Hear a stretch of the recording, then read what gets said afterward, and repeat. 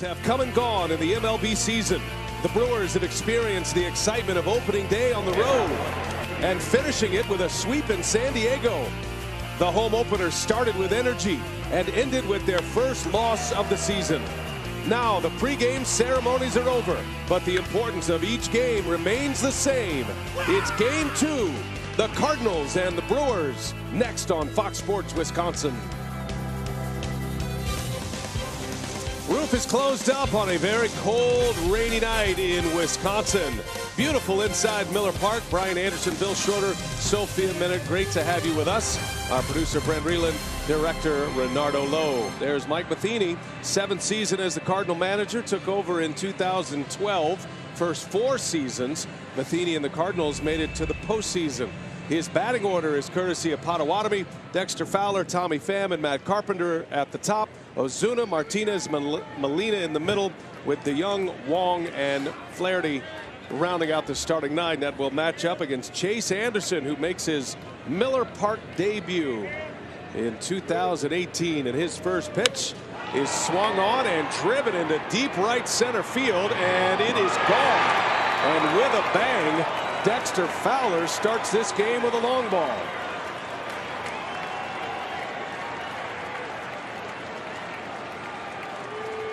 Fowler had started his season 0 for his first 14. Had an RBI hit yesterday and now a home run, his first of the year. Yeah, fastball right down the middle, tried to shoot the outside corner with it. He missed.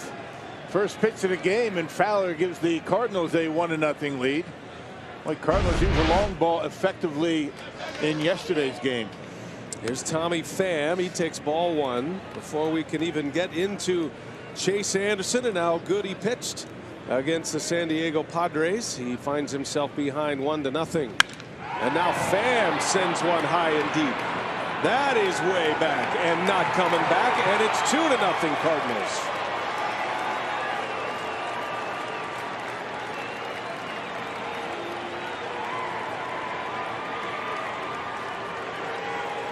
Cardinals come out swinging tonight after winning yesterday.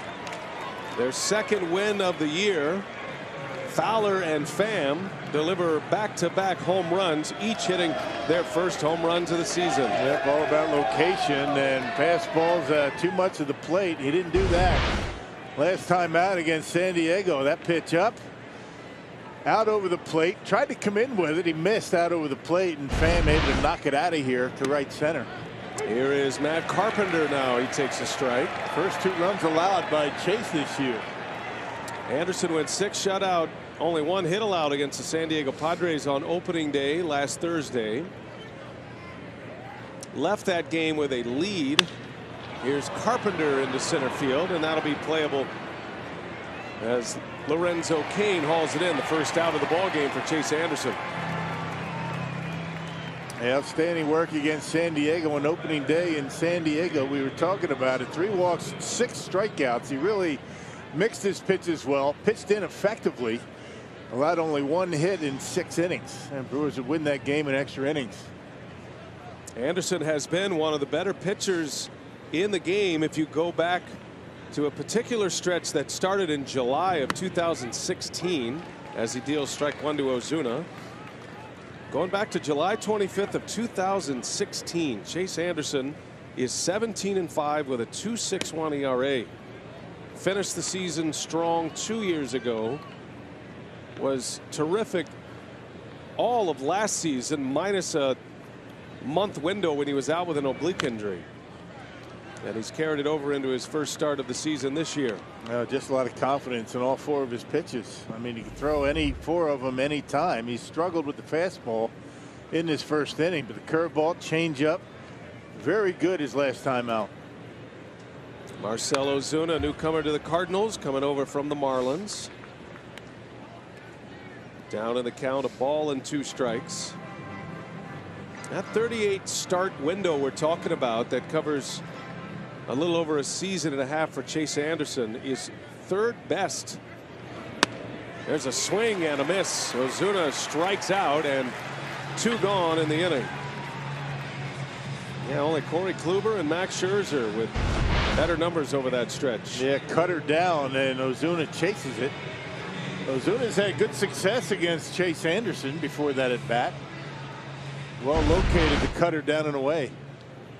So back-to-back home runs, now 2 quick outs, and here is Jose Martinez. Again getting the start at first base for St. Louis. Cardinals did put Jed Jerko on the disabled list today. Remember, he left yesterday's game with a hamstring injury.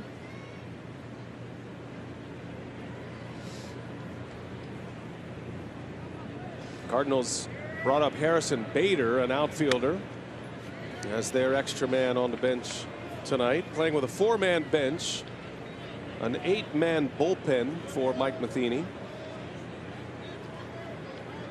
After St. Louis won the opener of this series yesterday. There's the former Brewer, Mike Matheny. Hard to believe it's been 7 years now for Mike Matheny. Yeah. They took over in 2012. That team made it into the wild card game. That was the first year they had the 2 wild card teams play it off, the play-in game, if you will. That was against the Atlanta Braves that year. First 4 years Matheny managed the Cardinals, they went into the postseason. But they have missed the last 2 years. Cardinals finished 3rd place in the division last season behind the Cubs and the Brewers. 3 balls and a strike. 2 outs in the first. And Martinez pops it foul and out of play. Yeah, a little behind the fastball. 92 miles an hour, the 4-seamer. Martinez fouled off a 3-0 pitch. And the Cardinals believe in swinging 3-0. Jed Jerko had an RBI double yesterday against Davies on a 3-0 count. This will be the first time this season in Game 5 that the Brewers have not taken the lead first. They've scored first in each of their first 4 games. Cardinals get 2 on the board before most people even get to their seats here tonight. Brewers are going to see a lot of the Cardinals over the next week. They'll see them again 3 more times in St. Louis, Monday, Tuesday, and Wednesday of next week. 3-2 pitch. Hot shot through, base hit. Jose Martinez with a single to left. And the 3rd Cardinal hit in this first inning. Yeah, pretty much the same location of the ball that Pham hit out to right center, up and in. Well, let's check out the Brewers as they line up defensively. You got the same outfield that they had in yesterday's game. You got Braun, Kane, and Yelich from left to right. Shaw, Arcia, VR, and Thames around the horn, and Manny Pena once again behind home plate. And same lineup as yesterday. Santana continues to sit. All points him in the lineup tomorrow. Domingo Santana. Molina on the first pitch, a line drive right to Yelich. Hard hit ball, but Molina is retired and the inning is over. Cardinals come out swinging. Dexter Fowler and Tommy Pham go deep and they lead 2-0. Back-to-back home runs to start this game by Fowler and Pham, and the Cardinals are on the board early against Chase Anderson. Here we go to the bottom of the first. Craig Counsell putting out this lineup today, looking very similar to his lineup yesterday. Lineup is brought to you by Potawatomi. He's got Lorenzo Cain, Christian Yelich, and Ryan Braun at the top. Travis Shaw, Eric Thames, and Manny Pena in the middle, with Jonathan VR, Orlando Arcia, and the pitcher Chase Anderson rounding out the starting 9. That's the lineup. Rockdad will face Jack Flaherty, making his season debut, and he pitches in the spot that was vacated by Adam Wainwright, who is on the disabled list to start the year with a hamstring injury. And the Brewers saw him. He started the last game of the season last year in St. Louis. He got roughed up by the Brewers. You see his season last year, 3 different levels of the organization for Flaherty. 6 games, 5 starts. He's 22 years old, 6'4", 225 pounds. He was a first-round draft choice by the Cardinals back in 2014. 6th start of his career, 7th appearance of his major league career as he misses inside to Lorenzo Cain. Cain homered yesterday, his first home run of the season. First home run in his second tour as a Milwaukee Brewer. Hit one in 2010 for the Brewers before he was traded that offseason to Kansas City. Signed by the team, came up with Milwaukee in 2010, traded away, and now he has returned home, signing a multi-year free agent contract. And glad to be here as well. 9 hits for Kane to begin the season. Hitting the baseball with authority, pulling it quite a bit. We didn't see much of that in spring training. Good start for him. 1-2 the count in the dirt. 2-2 now on Kane. They say that that slider for Flaherty is a plus pitch. It's a good pitch. He just threw one to Kane. 2 different fastballs, a 4-seamer, 2-seamer. He'll throw curveballs and changeups to lefties. He was the Cardinals minor league pitcher of the year last year. Cardinals have a lot of talent, a lot of pitching talent in their minor league system. New pitching coach Mike Maddox in charge of all that talent. A couple of former Brewers there. Maddox, former Brewer pitching coach, and of course Matheny caught here in Milwaukee. 2-2 to Kane. Down he goes. A strikeout to start it for Jack Flaherty. Well, let's check out the Cardinals as they line up defensively. Got the same outfield that they did yesterday here in Milwaukee. Ozuna, Pham, and Fowler. And the only real change defensively, Colton Wong gets to start at second base. He came in the game about the latter part of the game. Got Carpenter DeYoung on the left. Martinez joins Wong on the right side, and Yadier Molina behind home plate. Christian Yelich takes a strike. With Ryan Braun in the lineup, it looks like this is going to be the consistent top 4 for Craig Counsell, with Kane leading off, Yelich, then Braun and Shaw. Now when Ryan Braun is not in the lineup, and he'll need more days off than the rest of the regulars, trying to keep that back in shape, his thumb injury as well. But when that happens, Counsell put Lorenzo Cain in the 3 spot in the batting order. Yelich is a guy who could hit leadoff as well. There's a lot of flexibility in this batting order, and every manager will tell you don't mess with what is working. And right now these 2 guys at the top of the order, Cain and Yelich, are off to a great start in new uniforms. Yeah, top of this Brewer order is about as good as any in baseball. 2 balls and a strike on Yelich. 3-1 now. Both Cain and Yelich bring a lot of plate discipline to the structure of the offense. That's why this offensive group feels so much different than it did last year. Yep, and both of them very good 2-strike hitters. 3-1. Hit hard but foul. See, Flaherty not throwing all that hard, but he's a little bit sneaky fast. It was 91 that last fastball, but Yelich still behind it on a 3-1 count.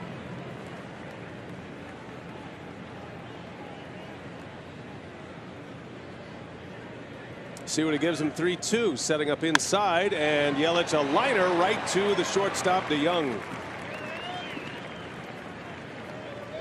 You know, Yelich coming into this game here with 7 hits, but he's probably hitting 3 or 4 line drive outs just like that. Yeah, I mean, his numbers could actually be a little better than the .389 batting average he has starting today's play. He's just in a really good place offensively. Yeah, seeing the baseball well, hitting it where it's pitched. Uses, you know, left field, left center very effectively. Here's Ryan Braun now with 2 away. Ryan is off to a slow start, but he made his 1-hit count. Hit a go-ahead home run in the 9th inning in San Diego on Friday night, game 2 of the season. Brewers scored 5 runs in the 9th inning to come back to win that game, and Braun with the theatrics late took an 0-2 pitch and hit it out to left field off Brad Hand, the Padre closer. Part of a 5 RBI game for Ryan Braun last Friday, and those represent his numbers coming into play today. 1 home run, 5 RBIs. Yeah, and just like Kane, he hit a lot of baseballs right on the nose in San Diego.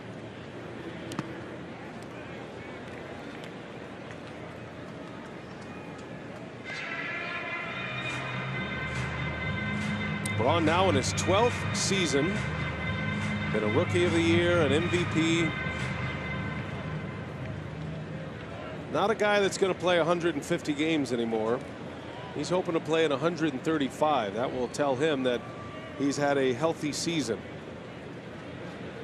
Ryan is approaching a career milestone as well. After that 5 RBI game on Friday, he is now 6 RBIs shy of 1,000 in his career. He's already surpassed the 300 home run plateau.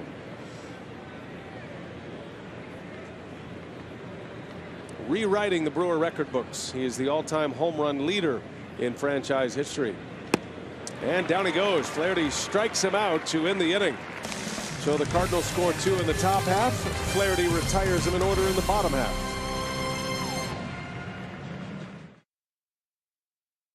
Time now for our Pizza Ranch for the win from Bill Schroeder. What do you have tonight, partner? Well, he's had such good success against the Cardinals. 2-0 last year.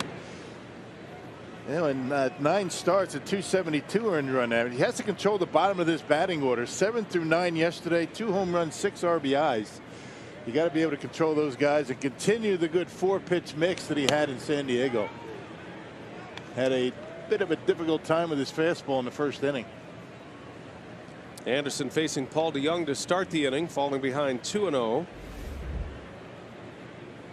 Dexter Fowler and Tommy Pham with back-to-back home runs to start the game. And I think that hit him. It did. DeJong will reach, hit by a pitch. And a shaky start continues for Chase Anderson.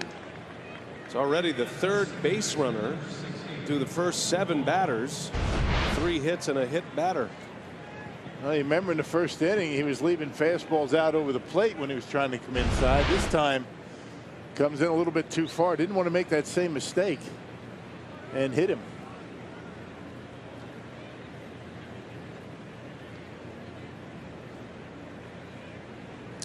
So a man on. It's Colton Wong now. And Wong takes a strike.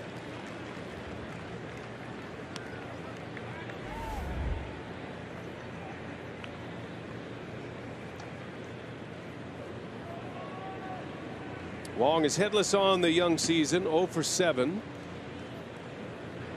Cardinals are still trying to figure out who their everyday players are going to be. Mike Matheny, very much like Craig Counsell, he's got a bit of a revolving door. You know DeJong's going to play short, but first, second, and third are all up for grabs. Some of that picture cleared up with the Jerko injury. He'll be down for a while, and the Cardinals brought up an outfielder. Did not replace Jerko, who has a hamstring injury, and on the disabled list they brought up an outfielder, so that'll open the door a little bit. Carpenter and Martinez. Well, you know, Carpenter's going to play, just a matter of where. 3rd base, 2nd base, 1st base. A swing and a miss, and Wong strikes out. 2nd K for Chase Anderson as he goes up the ladder. A lot of fastballs early in the game for Anderson. He got ahead of Wong and able to get him to chase. Only 91 miles an hour up in the strike zone. Effective against a lefty. They normally like it down in the zone.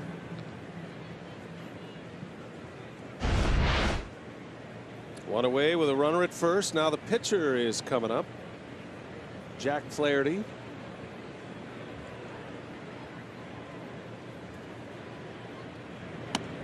Brewers got bit by a Cardinal pitcher yesterday. Miles Michaelis hit a 2-run home run, and that broke a 2-2 tie. Cardinals would go on to win the game yesterday, spoil the opener for the Brewers here at Miller Park. It was an 8-4 final. Michaelis got the win, his first start in the big leagues in 4 years after 3 seasons in Japan. Yeah, 2-run home run in the 5th inning with 2 outs. And it gave the Cardinals a 2-run lead at the time. And really, Zach Davies really not able to correct himself after that. Really had a rough 6th inning.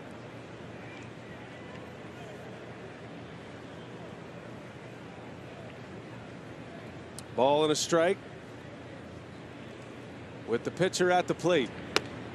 2-1. A lot of managers will have their pitcher bunt with 1 out. But not the case with Matheny, at least not yet. Unless maybe he missed a sign, which is possible. Jose Kendo, normally if a guy going to miss a sign like that, he'll just go down there and have a chat, say, look, you're going to bunt here. I think everybody knows you're going to bunt except you.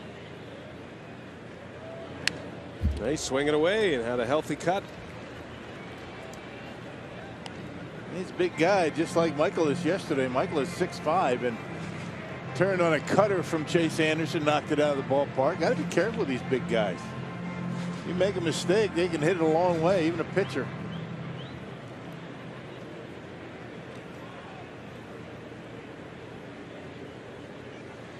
Two and two with DeYoung at first. And he got him. Anderson with back-to-back strikeouts. 3 Ks already in the first 2 innings, and back to the top of the order in Dexter Fowler now.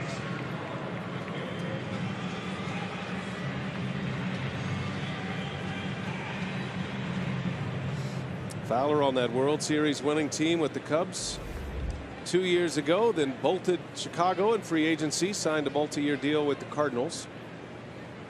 Playing right field now. Tommy Pham has established himself as the everyday center fielder. Fowler in the first inning with his first home run of the season. 24th career leadoff home run for Dexter Fowler.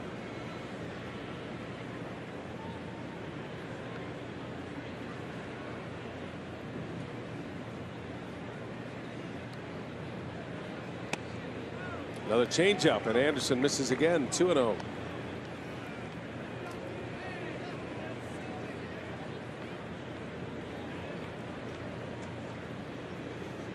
Cardinals dropped 2 out of 3 in New York against the Mets, but they've won back-to-back games. They won the finale Sunday in New York, beat Steven Matz, and then winning yesterday in the Brewers home opener. Cardinals will open their home schedule Thursday against Arizona, and then the Brewers will be right in there on Monday. Rumor is that Adam Wainwright is making a strong argument to start that home opener for the Cardinals on Thursday. Took batting practice today. Looks like the hamstring is healed up quickly. Just a minor hamstring situation, and Adam Wainwright, you could make a strong case for that, pitching in the home opener. No better Cardinal pitcher to do that. He's got enough stock to be able to convince his manager to get that start. He's been a great pitcher for a long time. Had some big moments in the postseason too. That's a shot, but the shift is on, and right there to make the play to end the inning. So Fowler hits a bullet, but he's out.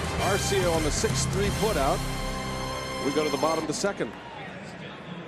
Travis Shaw leading off the second inning here for the Brewers, and just 4 games into the season, Travis Shaw has already made a little piece of franchise history. He is the first Brewer to double in each of the first 4 games, and Shaw, it's something he wants to build off of in what he did last year. It was a milestone year for him. 31 home runs, 101 RBIs, led the team in extra base hits, including 34 doubles, and he told me at spring training that 40 doubles is a number that he would love to hit this season. He says for him it feels that he's in a good place approach wise. He said you obviously can't go up there thinking homer. That's when you go up and get in trouble, but Craig Counsell said it shows that he's in a good place. Obviously he's squaring up a lot of balls, and he said it was funny because he feels that Travis was complaining he wasn't getting any balls in the air, but then you look up and he's 4 doubles already on the season. Yeah, of his 6 hits. Thank you, Sophia. And Shaw was a Cardinal killer last season. Shaw had 16 of his triple-digit RBI totals against St. Louis last year. Only Joey Votto had more. Votto had 17 home runs for the Reds against St. Louis, and Shaw, big run producer against a division rival. He just has turned himself into a good hitter. I mean, a guy that, you know, the opposition has to be aware when he's coming up. And certainly a guy that in that number 4 spot is going to have some guys on base in front of him throughout the season. Shaw has a very good eye. He'll get deep in a count. He will strike out on occasion, but will draw his walks. 101 RBIs last year. He led the club in ribbies, doubles, hits, extra base hits. Way out in front of a nasty breaking ball. Yeah, this guy's got good breaking stuff tonight. He's throwing that slider, the curveball. We haven't seen any changeups yet. He'll throw a few of those to left-handers as the game goes on, but check this one out. That's a pretty good pitch. Ends up down the middle, but kind of tried to backdoor it to Travis, who was out in front of it. Pitching like a guy that doesn't want to be taken out of the rotation when Adam Wainwright returns. Here's Eric Thames. Takes a strike.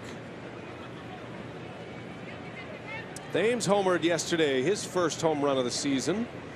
He and Shaw tied for the club lead last year with 31 homers. Thames hit a long one out of here to right center field. He's been hitting the ball hard, and it's one of the reasons he's back in the lineup. Making his third consecutive start. Yeah, he hit the baseball on the nose just about every time up yesterday, 3 of the 4 times. Had some long fly ball outs in San Diego in the final game of that series. You can see the shift. Nobody even close to the left field line.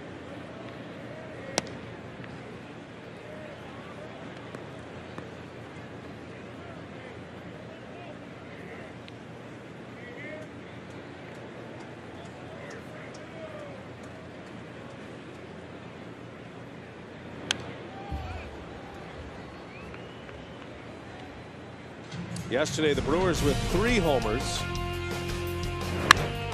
And Eric Thames, Powerball home run number 1. Up in the Lowe's level in the bleachers. Big fly to right field. Thames down the gauntlet. That actually gave the Brewers a little life. He chases one this time. That breaking ball gets another one. And Jack Flaherty has struck out 4 of his first 5 batters faced. Hey, a reminder, if you're looking for the Milwaukee Bucks game, you can find it on the Fox Sports Wisconsin Plus channel. Visit foxsportswisconsin.com for all the channel listings, or as always, you can watch on the Fox Sports Go app. Giannis and the Bucks playing the Celtics tonight. Could be a postseason preview right there. 2 outs for Manny Pena. One of the 3 that homered yesterday. Pena hit the first home run of the Miller Park season with his clout to the opposite field yesterday. Man, that's a good breaking pitch, isn't it? Maybe, throwing it for strikes and getting the Brewers to wave at it. We'll see what happens second time through the batting order. After the Brewers have seen him one time. So far, he's dominating that zone with everything. Pena hits a bullet. Down into the left field corner it goes. And the Brewer catcher on his way to second with a 2-out double. Tried to sneak the fastball by him, and Pena rips it down the line. Yeah, a couple of pitches away, then he tried to sneak the fastball in on him. It was down, though. You get that pitch up in the zone, a little bit different. Tough to get a bat on, but down and in, just dropped the head of the bat. He's able to keep it fair just past Matt Carpenter and down the line in the corner. First hit of the game for the Brewers. And Pena getting it going now at the plate after his home run yesterday. He also caught 2 base runners trying to steal yesterday. What a career resurrection it has been for Manny Pena. Late bloomer at age 30. So that'll get VR to the plate here with 2 away. Jonathan trying to get going a little bit. He does have 3 hits. One of those a bunt single. One of those also a key 2-out hit in that 5-run rally in San Diego last Friday. Came up with a clutch hit in that instance. Does have an RBI on the year. And he hits that one sharply into center field. Pena is going to be waved home, and the throw comes in. It's easy for the Cardinals. Manny Pena cut down on a perfect throw from Tommy Pham. I think Ed Cedar was hoping he'd get a bad throw out of the Cardinal center fielder. He put it right on the button. And easy pickings at the plate. The inning ends at home. VR with a base hit. Brewers get 2 hits, nothing to show for it in the second. 2-0 Cardinals. We go to the third.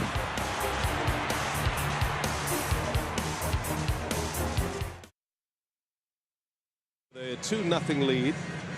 Reminder, you can guarantee your lower seats for the 2018 Bucks playoffs right now with the purchase of a playoff strip. Just visit foxsportswisconsin.com for details. And again, the Bucks are playing the Celtics on the Fox Plus channel.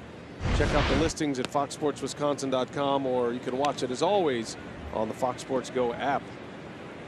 Chase Anderson back to work, 3rd inning, scoreless 2nd inning. After hitting the first batter, he retired the next 3 in order with a couple of strikeouts. Chase has 3 Ks. He's given up 3 hits, and he's hit 1. Tommy Pham, who just threw out Manny Pena at the plate, leads off this 3rd inning. Yeah, Brewers being a very aggressive. Ed Cedars sending Manny Pena. He didn't really get a good jump off the bag, but scouting reports will tell you that sometimes Pham can be a little bit erratic with his throwing arm. He's got a good throwing arm, but not always on the money. So with 2 outs, they take the risk. But he gets thrown out by plenty.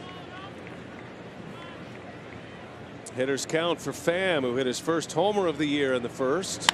And he lines that one down the left field line. That's going to get to the wall. Pham on his way to second, and it is a leadoff double here in the 3rd. Chase Anderson getting hit hard early in this game. He's trying to throw the fastball inside, but he's leaving it out over the plate, and that's one of the reasons why he did hit the Young. You can see that pitch, not that bad. It's up and in. Apparently, Tommy Pham looking in there. You can see the way he pulls the hands in and barrels it up down the line and left. So when he does come inside, he's having a difficult time putting the baseball where he wants it, although that wasn't that bad a pitch. Pham having a big night already. Big story broke today in Sports Illustrated about Tommy Pham, written by Jack Dickey, and Pham was extremely vocal about the Cardinals and him coming up through the minor league system. Had a fantastic year last year, but was very critical of the Cardinals for not believing in him earlier than last season. Fiery personality. He did have injuries down in the minor leagues. That kind of short-circuited his ability to get to the major leagues a little bit sooner. It wasn't just the Cardinals believing in him. He was a 20-20 player last year. 20 home runs, 20 stolen bases.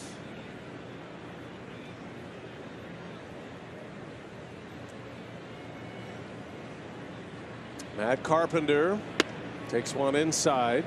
1 ball, 1 strike. Carpenter back at 3rd base today.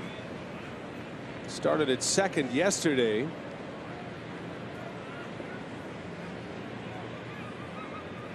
Carpenter flew out to center field his first time up. Leadoff double, and Pham as Carpenter fouls it away. A ball and 2 strikes.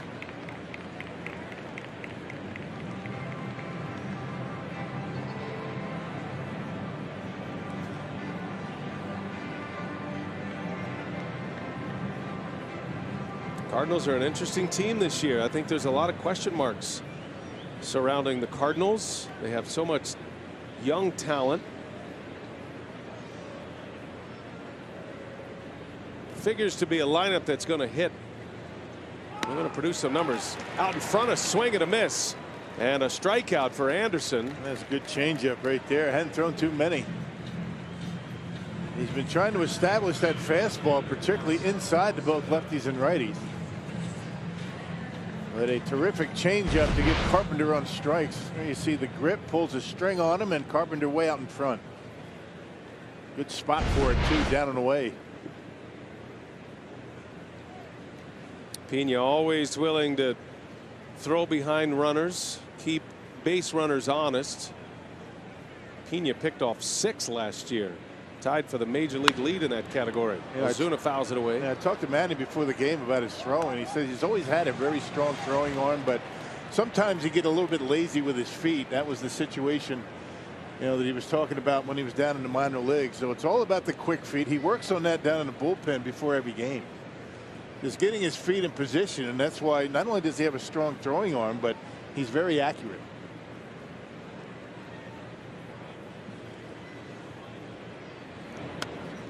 Well, and Pena knows he is going to be catching a lot this year, prepared for that this offseason. For a long time, he was considered at best a major league backup catcher. That's why when we say Pena's been a late bloomer, that's fairly common with catchers.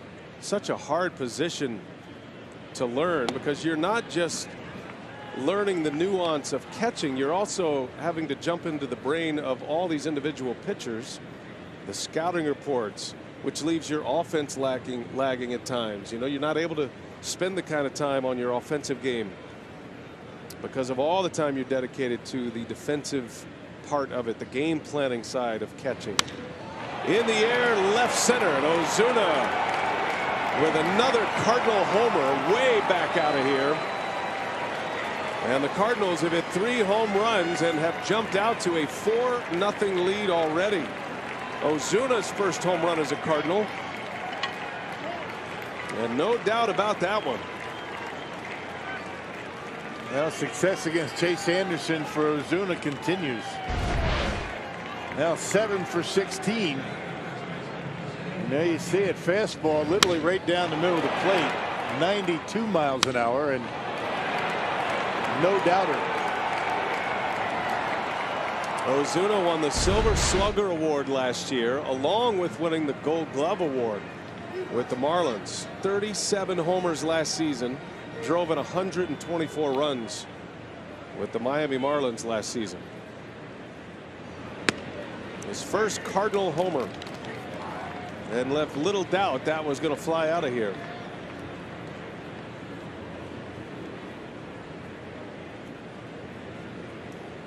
Bases empty, 1 away with Martinez up there, a liner into center, and Kane cannot get there. Jose Martinez is 2 for 2. And Chase Anderson is searching for answers on the mound. And because of that, here comes Derek Johnson to try to maybe straighten things out for him a little bit. All about location. Seems like his velocity is down as well. Chase not pitching in the mid-90s, more like the lower 90s. And 91, 92. And when your velocity is down a little bit, you better have good location, and he has not had that so far. Best fastball he's thrown has been 92 miles an hour. That curveball is the 75-mile-an-hour pitch. That's the pitch that was working so well for him in San Diego. 6 shutout innings in his first start of the year. It's been a rough go early. Just 1 out in the 3rd. The Cardinals have 4 on the board on 3 homers. Yeah, when you rely a lot on that curveball changeup combination, he'll throw some cutters. It's very important to pitch inside, and you can see that Chase is trying to do that. He just can't find the inside corners, either missing in off the plate or leaving it out over the plate. And the Cardinals are hitting him hard. 1 away for Yadier Molina. Derek Johnson has his say. And Molina takes a ball.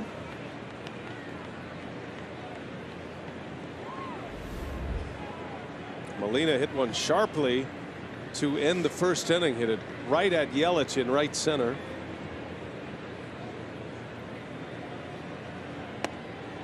There's a strike.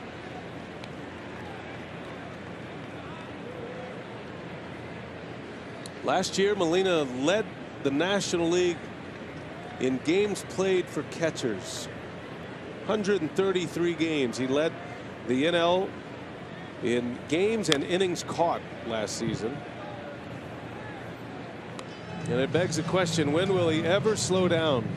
He's kept himself in great shape. I think the league's hoping he slows down quickly. He is headed to the Hall of Fame when he retires. Take some days off. 35 years of age. He led the league last year in games, but he played 11 fewer games than he did the season prior to that. Always been a workhorse. To be the backup catcher with the Cardinals is quite the existence. Yeah. You don't get a whole lot of playing time, but the checks keep coming. He broke in 2004 at age 21, replacing the man that is now his manager, Mike Matheny. Do you remember the backup catcher to Johnny Bench all those years? I do not. It was Bill Plummer. I remember that, but he didn't get a whole lot of playing time either, so I guess you can compare the two. I mean, with this young pitching staff, I mean, the starting rotation that these Cardinal team has, and you have Carlos Martinez, who Yadier Molina kind of controls him throughout the game. You don't figure he's going to get too many days off. It's like having a second pitching coach out there.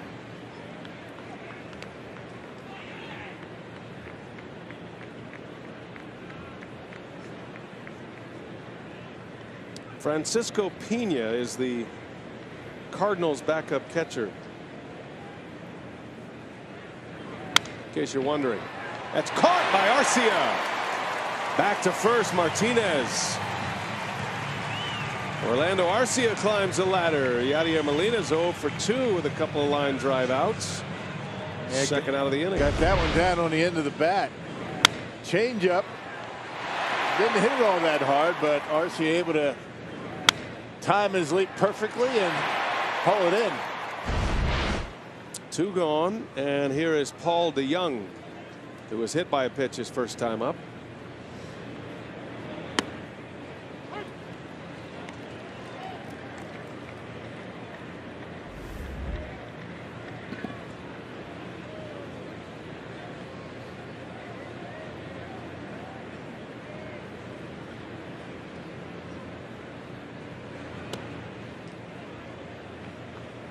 Trying to think about some workhorse catchers that we've come across. Jason Kendall comes to mind. Jonathan Lucroy. Both caught a lot. Lucroy kind of learned that from Kendall, at least as he was coming up through the minor leagues when Kendall was the big league catcher in Milwaukee. There's a pop up. This will get Chase out of the inning. Foul territory. And Thames has it to end the inning. But Marcell Ozuna with his first Cardinal homer makes it 4-0 Redbirds as we go to the home third. Bottom of the third now. The Brewers are coming to bat. Well, built for baseball, presented by T-Mobile. It's the best network for streaming baseball because your stadium should be where you make it. Welcome all of those watching in on the MLB TV app. Here tonight, Brian Anderson, Bill Schroeder, Sophia Minnaert, Miller Park, Milwaukee, and the Brewers find themselves trailing 4-0 after losing their home opener yesterday to the Cardinals. Orlando Arcia will lead off, and then the pitcher Chase Anderson, then to the top of the order Lorenzo Cain. Brewers had a runner thrown out at the plate to end the last inning. Pena was cut down by Tommy Pham. First 2 hits of the game coming last inning for the Brewers. And there's a called strike 3. Flaherty racks up strikeout number 5. Yeah, that's a nasty breaking pitch he's got going. Curveball slider combination. That's a slider right there, right on the outside corner at the knees. Watch Molina. Watch the way he catches it. He catches a lot of close pitches, gets called for strikes. So Chase Anderson now with 1 away. It's amazing the reputation of a catcher like that. I mean, it has a lot to do sometimes with the umpire giving you a call. He knows he's going to make him look good. Not a lot of movement behind home plate. He does very still. Just moves the glove, the way he positions and massages, the way he catches the baseball. Now Flaherty making quick work of Anderson. 6 strikeouts now. First 9 batters he faces. He has 6 Ks. Hey, opening week continues as the Brewers and Cardinals close out their series here at Miller Park tomorrow night at 6:40. Then the rival Cubs come to town for a crucial 4-game showdown. That's Thursday through Sunday. Get your tickets at brewers.com/tickets. The Cubbies coming in. 4-game series against the Cubs. Starting Thursday, Cubs off to a very slow start this year, winless. Pirates are off to a 4-0 start in the Central Division. Brewers at 3-1. Cubs are striking out a lot. An alarming number of strikeouts through their first 4 games. 1 ball, 1 strike, and Kane fouls it away, and it's quickly 1-2. Flaherty continues to pump the strikes in there. Remember last year the Cubs got off to a very slow start with the bats. Came around the All-Star break. They hung around. Yeah, the Brewers led the Cubs by 5.5 games in the Central Division at the All-Star break.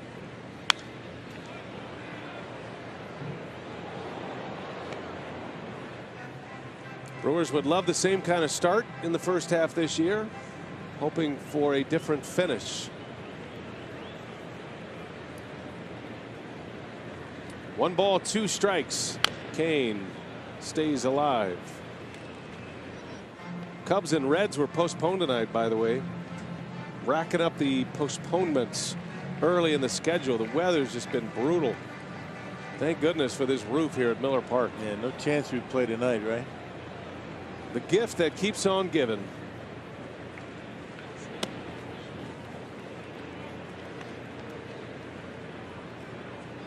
Both the Yankees and the Mets, who were postponed yesterday, were able to play today. Yankees actually beat the Rays earlier today, and the Mets are underway with the Phillies.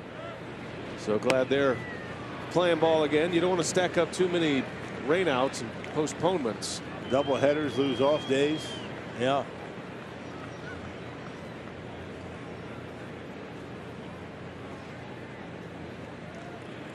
Three-two pitch. Outside, ball 4. There's a nice battle for Lorenzo Cain. He fell behind quickly. It was a 1-2 count at one point, but Cain would not bite. Flaherty working the edges of the strike zone. So Christian Yelich will get an at-bat. Brewers now with 3 base runners on the game, 2 hits, and a walk by Cain. Yelich hit the ball sharply his last time up, lined out to the shortstop.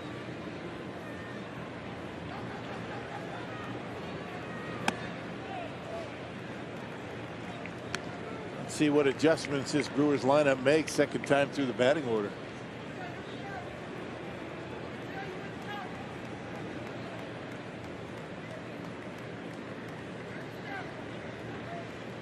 Jack Flaherty in the rotation for the injured Wainwright, trying to make the most of his start today. Might be his lone start, with Wainwright set to return soon, maybe as early as Thursday.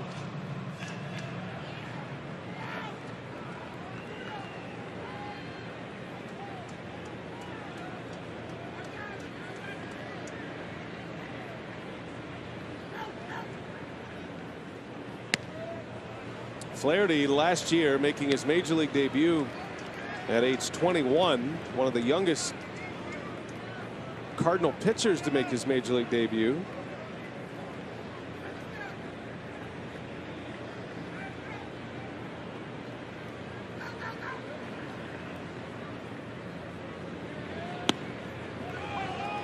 He became the youngest since Rick Ankiel rocked last year. Ankiel, hard to believe it's been 1999 since his debut at age 20. How about that? Against the Montreal Expos, Rick Ankiel. Two-way player. Pitcher turned hitter, actually made it back to the big leagues as an outfielder. The rare combo. Cardinals had one of the more famous pitcher turned hitters of all time, Stan Musial. Babe Ruth was a pitcher turned hitter. He's pretty famous. Yeah.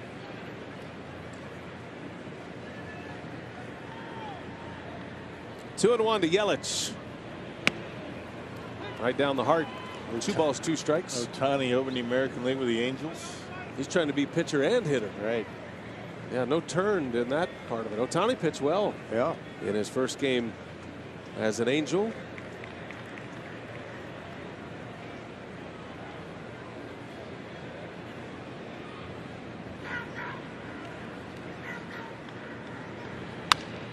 We saw two of the big stories coming out of Japan yesterday with Ohtani with the Angels and Miles Mikolas pitching for the Cardinals.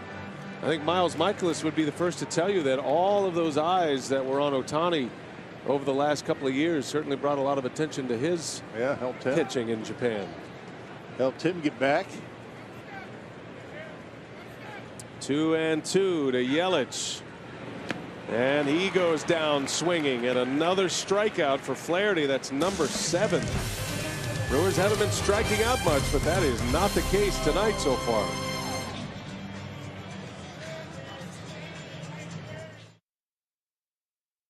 Manny Pena and his terrific throwing arm. Well, the average pop time catcher to infielder down on the stolen base about 2 seconds. See Manny with the very quick feet. It's all about the quick feet. You can see it right there, right on the money, right over the top. And not too many better or quicker than Manny Pena is. Not just the quickness and accuracy.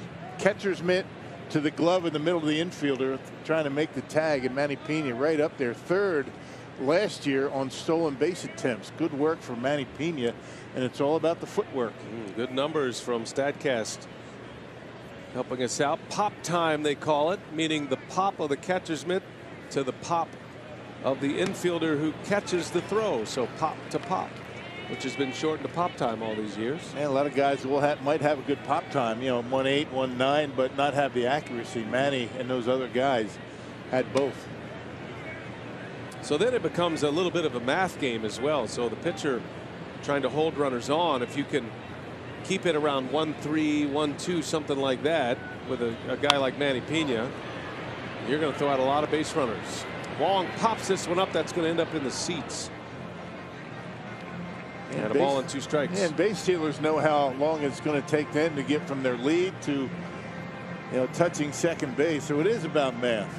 I mean, you know how long a pitcher takes to get rid of the baseball. That's why you see a lot of guys with the slide step. They'll try and switch it up a little bit, catch the base runner off guard, and sometimes you fool the hitter as well when you go that slide step. You'd be a little bit quicker to home plate. Yeah, if you're a pitcher who takes a 2.5 seconds to deliver it to the plate, it doesn't matter who's catching. They've got no chance. There's a good changeup by Chase Anderson. Strikes out Wong. Sophia's got more on the Manny Pena evolution behind the plate. What do you have, Soph? Well, Craig Counsell spoke about that equation you guys were talking about, the pitcher's time, the catcher's time as well. The catcher being under 2 seconds, which Manny Pena, we talked about, you guys just mentioned, one of the quickest times in all the big leagues. And Counsell said he really proved that he was one of the better throwers in the game with regular playing time last season, and he already has 3 caught stealings on the season. Counsell said yesterday he had good pitches to throw on, which matters, but he said he also had the opportunity to convert them, and he said that's what the good catchers in the game do. He said sometimes bottom line you don't get that chance, and he said really a credit goes to the pitchers as well. They've made some small improvements in terms of holding runners, and he said those small improvements can make a big difference, especially when you have a catcher like Manny Pena. And again, I mean, sometimes when a pitcher gives up a big jump, the catcher's going to be trying to be a little bit too quick, and that's when you end up throwing a ball into center field. So you're pretty consistent with your release point, how quickly you get the ball out of your glove. When you try and rush that, then nothing really good happens. So pitchers do have a lot to do with how many guys you throw out. And it's really in their best interest, right, to hold runners well, get rid of the baseball as quickly as they can.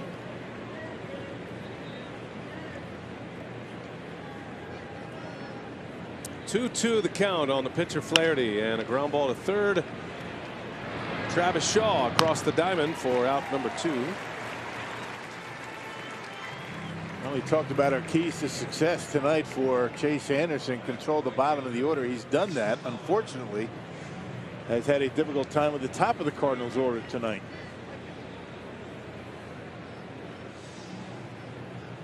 Starting with back-to-back home runs to start the game by Fowler and Pham. Ozuna hit the other homer. All 4 of the runs on the board courtesy of the long ball by St. Louis. Cardinals hit 2 homers yesterday. The pitcher Mikolas and DeYoung. Fowler into center field. That's going to fall for a base hit. Fowler thinking about 2, and he is going to hold up. And maybe one day A while ago, he might have thought about it, but not as fast as he used to be. Right off the end of the bat, and Fowler's got a couple of hits. Change up. Right off the end of the bat, but he kept that bat in the hitting zone long enough to get a piece of it, and he thought about two. Anytime you can try and get yourself in scoring position, 2 outs and nobody on, you take the risk, but he wouldn't have made it then. 2 outs for Tommy Pham now.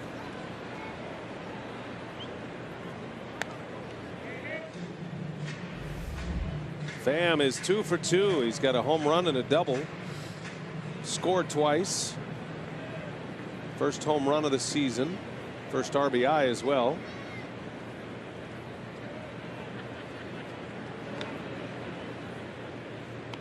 I was referencing that Sports Illustrated article on Tommy Pham. Pham had a quote in that article that at one point he actually asked the Cardinals for his release. He felt like they were bringing in outfielders. He was getting overlooked. As Rock mentioned, had an oblique injury one year in 2016. That set him back, but when he got healthy again, he stayed in the minor leagues. He was so frustrated about the path that was blocked for him. But he cut loose last year, had a big year for St. Louis, and I think he felt like there was a little vindication. He was asked about the article. He said, I wished I wouldn't have used the kind of language, because it was some pretty harsh language, yeah, but I still stand by the sentiment. I was going to say better late than never. I mean, the Cardinals gave him an opportunity, took advantage of it.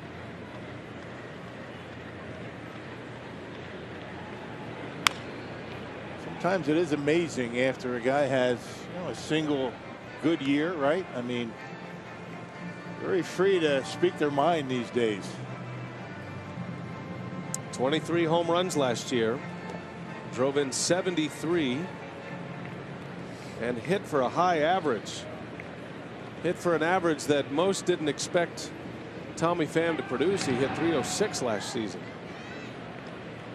OPS of .931 last year. Combination of power and speed. 2020 season.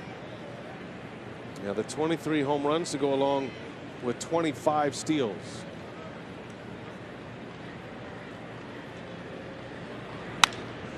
And he's going to shove one into right field for a base hit. Fowler turns on his way to third. Snap throw to first. Wow, almost thrown away by Arcia. They had a chance for a moment with a good throw. Pham is 3 for 3. Top of the order for the Cardinals is 5 for 6.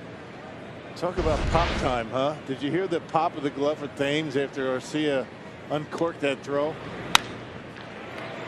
That's a good piece of hitting. That was a cutter from Chase Anderson, and you hear that all the way from up here? Yeah. Gunned one over. Unfortunate it didn't end up in the dugout. Amazing arm strength. Well, Anderson retired the first 2 batters. Now he is in trouble. First and third with Matt Carpenter coming up. Brewers can't ill afford to go down any more at this point.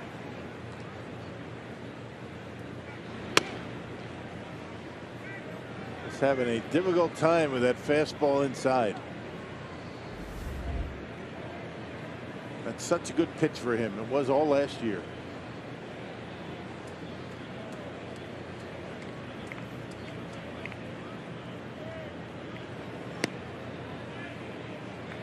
Two 2-0 to Carpenter now. Well, Anderson is not himself tonight. He is wrestling the bear on the mound at Miller Park tonight. Does have 5 strikeouts, but down 4-0. Pham takes off. Pena throws. A late throw, maybe trying to get Fowler to break. He did not. And it's a steal for Pham, and it's second and third now for the Cardinals. Well, Pena looks him back to make sure that Fowler wasn't going to get a big jump off of third base. Looks him back. Fowler wasn't coming, then he threw. Not an easy thing to do. You can see him check him really quickly before he throws to second base. Second stolen base for Pham. And the Cardinals with 2 in scoring position as Carpenter takes a strike. Carpenter's got some thumb behind him in the lineup this year with Marcell Ozuna. That is a big bat that the Cardinals were able to acquire from the Marlins. 2-run home run last time up for Ozuna. Strike 2.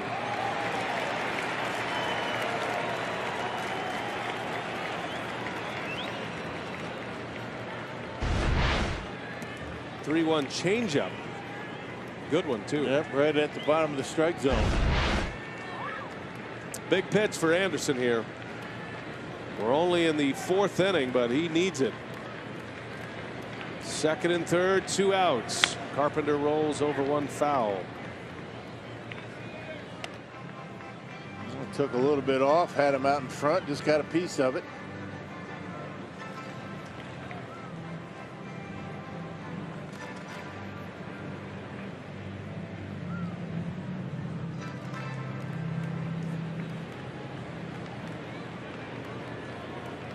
'81 pitches already for Chase Anderson. Full count, 2 away. Carpenter rolls over 1. Shift is on. That's VR in the grass with the strong arm to make the play to win the inning. It's a big out for Chase Anderson. Let's see if the Brewer bats can get it going now. They trail 4-0. Milwaukee Brewers baseball on Fox Sports Wisconsin is brought to you by the Wisconsin Lottery, reminding you to please play responsibly. And by Ascension, coming together to give healthcare a better name. We are Ascension. Chase Anderson with 5 strikeouts, but just got out of a jam with 2 on and 2 out, getting Matt Carpenter. Keeps the Brewers in shouting distance. A lot of baseball to be played tonight. 4-0 Redbirds as we go to the bottom of the 4th. Here's Ryan Braun jumping on the first pitch. He fouls it away. Jack Flaherty has been impressive. He's only given up 1 walk, struck out 7 at this point in the first 3 innings. Gave up back-to-back hits to the Brewers in the 2nd. The 2nd hit resulted in a putout at home plate. Tommy Pham threw out Manny Pena trying to score. Yeah, that walk to Kane was only the 2nd walk issued by Cardinal pitching in the first 2 games of this series. They've been throwing a lot of strikes, these guys. Flaherty, one of the top prospects in baseball, certainly in the Cardinal system. Minor league pitcher of the year last season. He led Cardinal minor league pitchers last year in ERA and strikeouts, had a 2.18 earned run average. A 14-game winner in the minor leagues last year. It's tough to win double digits in a minor league season. First, the minor league season is only 140 games, and then starting pitchers usually don't get the benefit to hang around much more than 5 innings. Yeah, pitch counts get them just about every time, right? Braun leans out, serves one into left center, a base hit. Picked it right off the ground, and Ryan Braun starts the 4th with a single. Boy, nobody has better plate coverage than Ryan Braun. I mean, that pitch off the plate, you can see it right at his lips. That was a good pitch, a slider down and away, and he goes down and gets it, hooks it into left field. He covers that 17 inches about as well as anybody. Strong hands, forearms, allows him to use a huge bat. And Braun gives the Brewers some hope here in the 4th. A man on for Travis Shaw.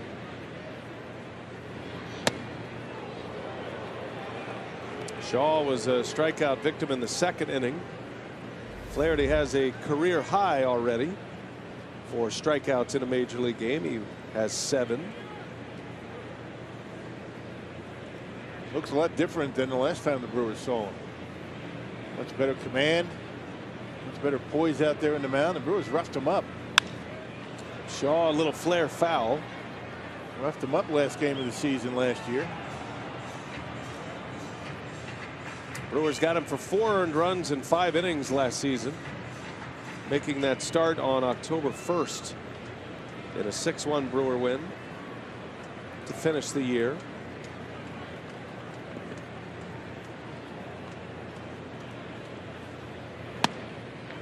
That was only his 5th career major league start.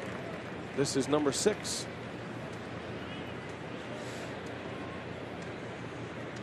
October 1st of 17, game 162 last season. Brewers were officially eliminated the day before that. And then they came back and won the finale. There's a strike.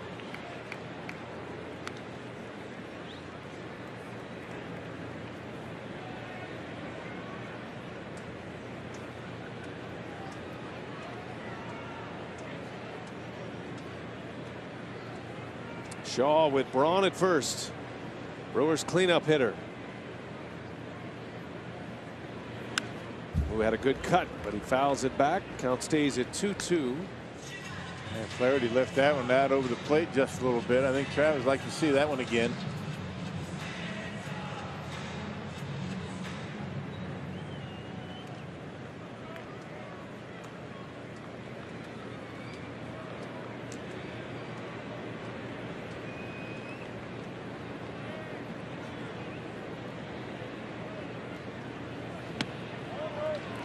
Able to lay off the breaking ball this time. That was the pitch that struck him out. His first time up in the 2nd inning. Perhaps the Brewers are filing some of these good sliders away. Starting to recognize him a little bit better. Full count to Shaw. And down he goes. Back to the well goes Flaherty, and he strikes out Shaw. Number 8 for Flaherty. And right back to the slider. This time got one right down the middle of the plate.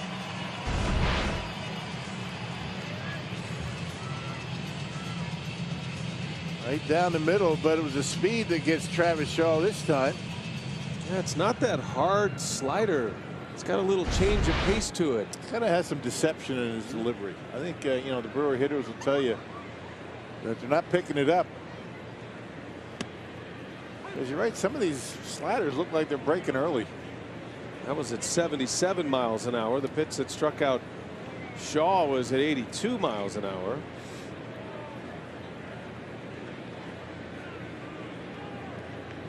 Not just the break, but the change of pace. He is making it work here tonight. Well, he does have the curveball to go with the slider. And he will throw the curveball to left-handed batters a lot more than he will against right-handers.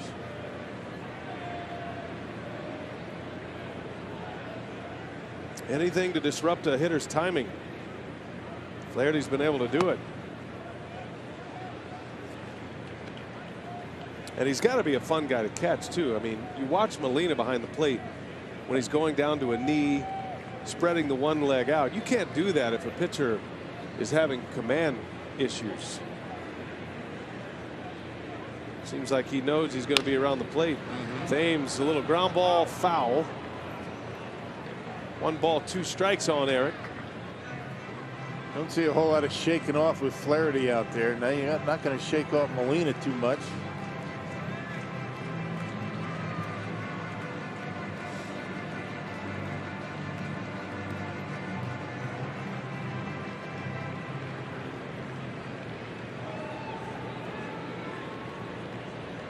Brewers have just 3 hits, 2 singles and a double. They need a quick strike here. Down 4-0 early.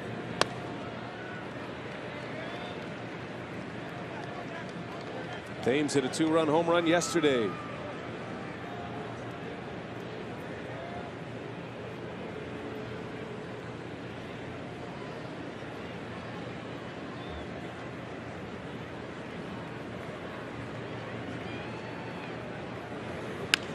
Half swing. Martinez goes to second, out there. Thames legs it out to keep the inning alive, but the second out of the inning wipes Braun off the base paths.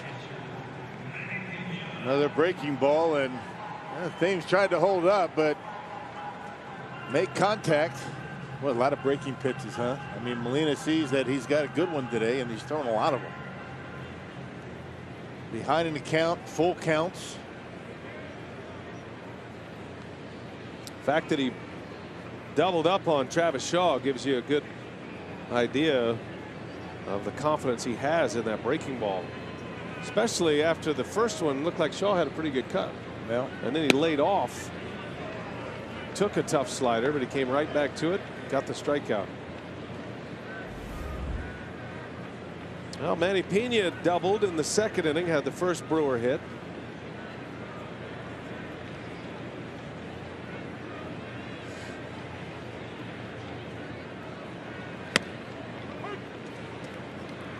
That's been his bread and butter tonight. Just threading the needle on the edge of the strike zone with that breaking ball. And throwing just enough fastballs to keep the Brewer hitters honest. Fastballs in, sliders outer half and off the plate. 1 ball, 1 strike. Thames over at first. Didn't miss by much.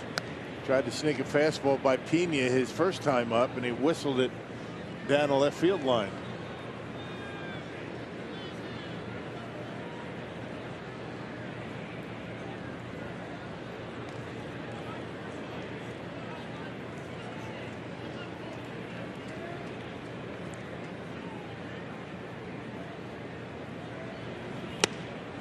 Tied him up.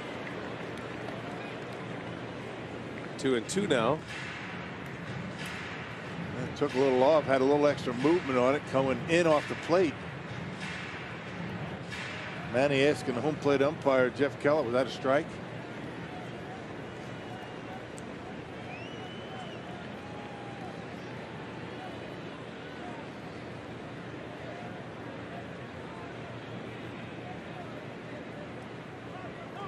Oh boy, late request of time. Not sure if that was Pena or Molina. No pitch. Usually an umpire will point to the guilty party. That had to be Manny. I think he's protecting the innocent here. 2-2 with Thames at first. And Pena into right field. Backing up on it is Fowler with room. He's got it to end the inning. Just missed it on the bat, did Pena. And the side is retired, and Flaherty has 4 shutout innings on the board. A 4-0 lead. Checking out our crew in the community now, the Brewers' wives play an important role in the club's community outreach efforts through their commitment to several important causes. Each summer, the Brewers' wives team up with Brewers Community Foundation to raise funds through a number of special events, with proceeds earmarked for various organizations in Greater Milwaukee. So a salute to the Brewers' wives for all they do all season long. All right, Sophia, thanks. We certainly echo that sentiment. New pitcher rocked, so Craig Counsell is going to go to his bullpen early tonight. Chase Anderson just didn't have it, giving up 4 runs in 4 innings.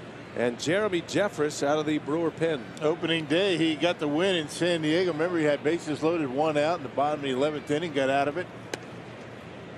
And the Brewers are going to win the game in the 12th inning on opening day in San Diego. Jeffress pitched 2 innings that game. Facing Marcell Ozuna, hit a long 2-run homer in the 3rd inning, measured at 479 feet. Got him off the end of the bat, and a fly ball to Yelich.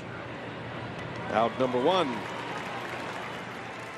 I talked to Yelich before the game about right field. Never had made a start in right field, and says a little bit different, but really no problem.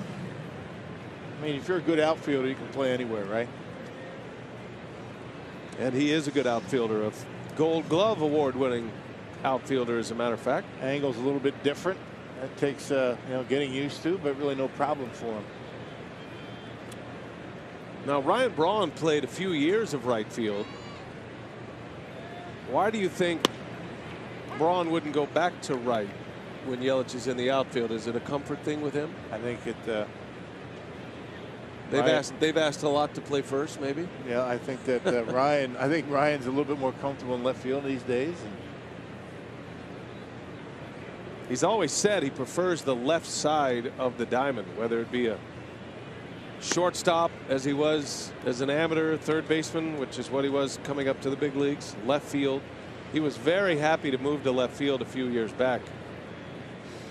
After the Brewers traded Chris Davis to Oakland. Yeah, when Ryan plays first, then you have Yelich in left. You got Santana and Ryan. A lot of moving around for Christian Yelich.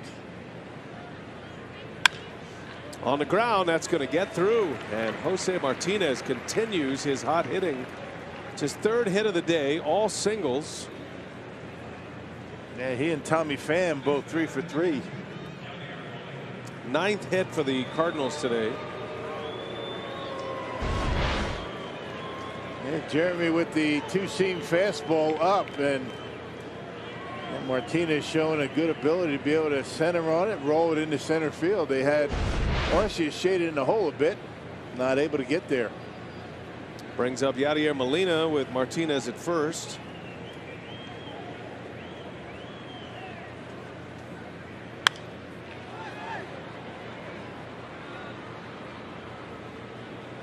Molina has lined out twice, hit the ball sharply on both occasions.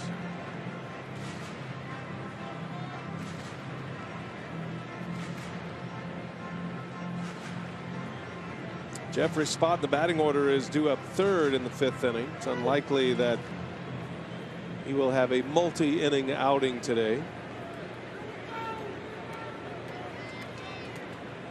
Counsell probably will go one at a time unless his team can get back in it. Yeah, if they wanted Jeremy to go multiple innings, they would have had a double switch. Did not do that.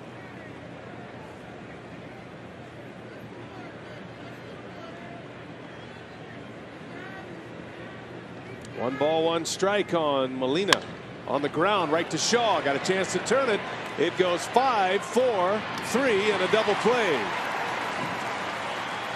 VR knew he had Molina running. A little double clutch. Still plenty of time to get him. And Jeffries gets the double play ball to end the inning. And we head to the bottom of the 5th. Brewers down 4-0.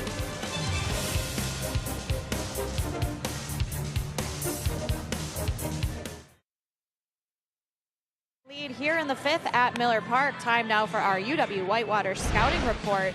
New season, new prospect list, but a very familiar face in Lucas Erceg, number 4 prospect for the Brewers. Last year, a great season for him. Finished the season in AAA with the Colorado Springs, a .259 average for him, 15 home runs, and 35 doubles. Drafted in 2016, 46th overall.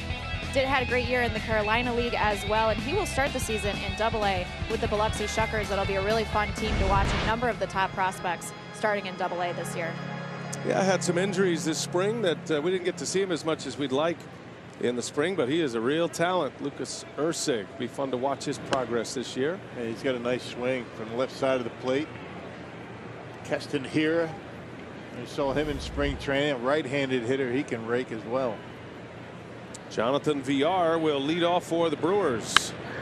In the air to left field, turning and running Ozuna, and runs right to the spot to make the catch. A Gold Glover from a year ago, Ozuna. Perfectly played, and VR is retired.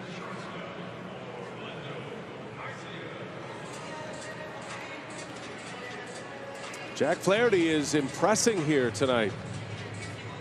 Probably had a sense this could be a one and done for him with Wainwright set to come off, but you never know. You pitch well enough to make a tough decision on the Cardinals. Arcia, big swing and a miss. 8 strikeouts for Flaherty. Every strikeout he posts is a new career best.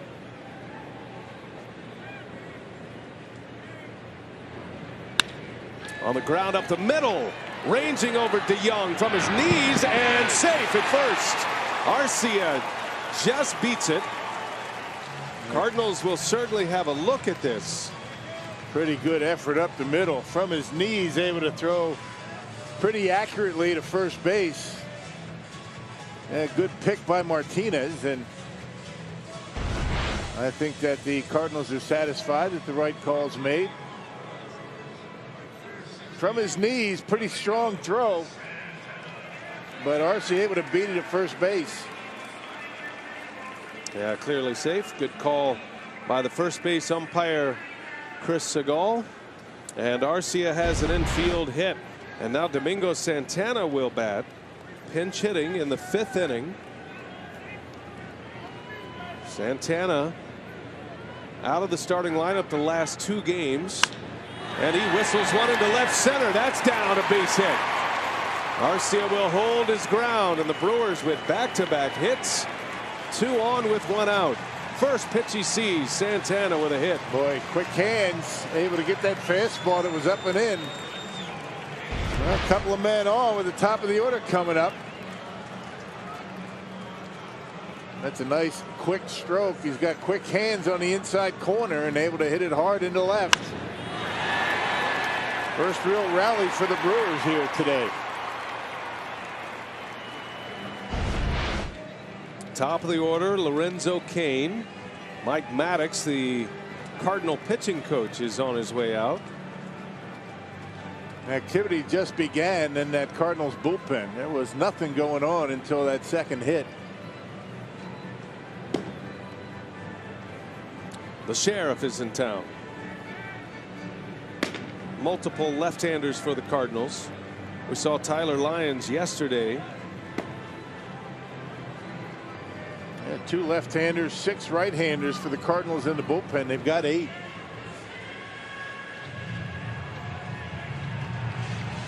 In the meantime, Flaherty will face Cain. You figure Ryan Sheriff is preparing for Christian Yelich, who is due next. Crowd has something to cheer about. Hasn't been much going on offensively for the Brewers. Down 4-0. One swing of the bat could change this game quickly. Cain with a strikeout and a walk. Getting on base at a .524 clip through his first 5 games of the season. Able to lay off that breaking ball.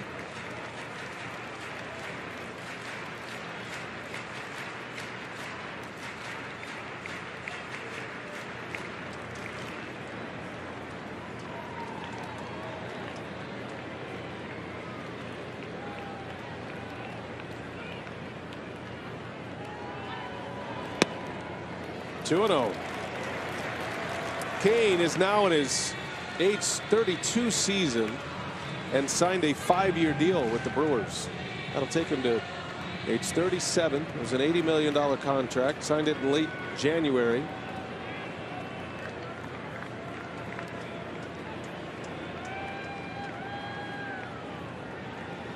Big year last year with the Royals. And he's picked up right where he left off last season. Yeah, right back to the slider on a 2-0 count.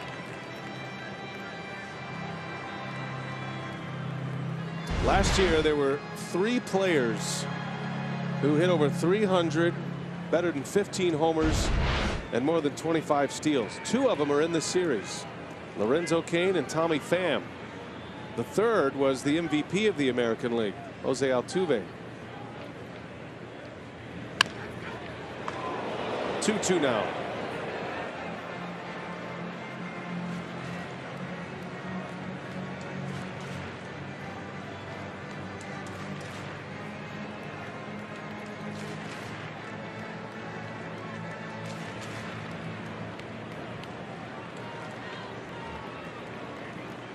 Jack Flaherty could be his last hitter if Cain delivers here.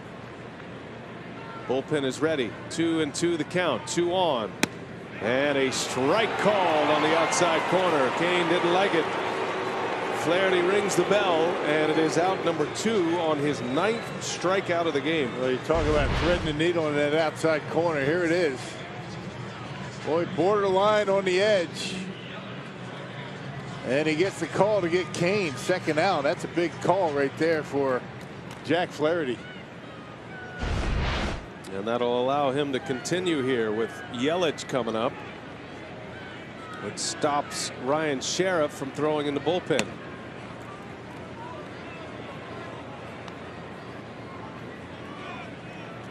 I feel like a lot of times you get calls like that when you've been around the plate most of the game, as Flaherty has been tonight.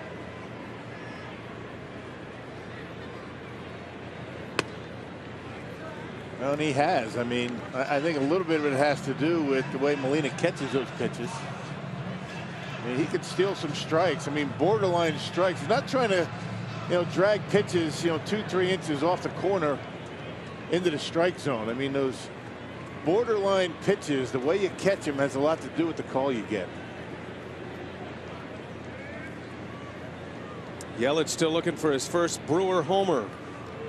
0 for 2 tonight. 2 on. The 2-0 pitch is in there, a strike. Went back to the breaking ball in a hitter's count.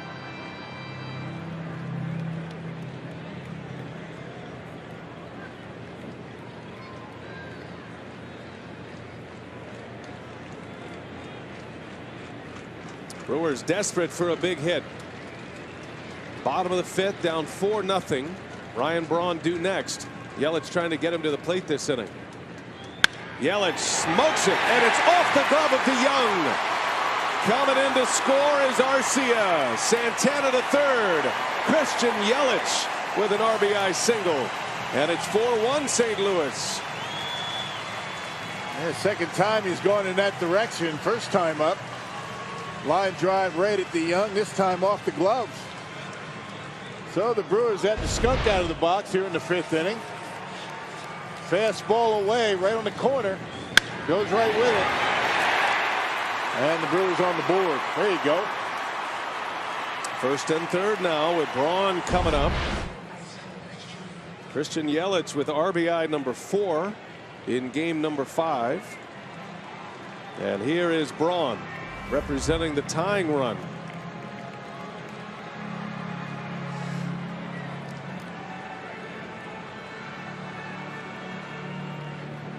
Braun singled his last time up. Picked a breaking ball right off the dirt. Dumped it into left center. Hits it hard right at Carpenter, who goes right to second base to end the inning. And the Brewers are done in the 5th, but they get a run on a Yelich RBI single. 4-1 St. Louis.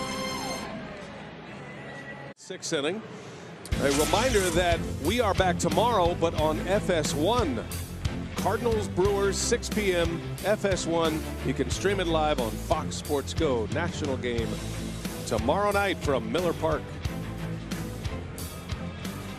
Brewers will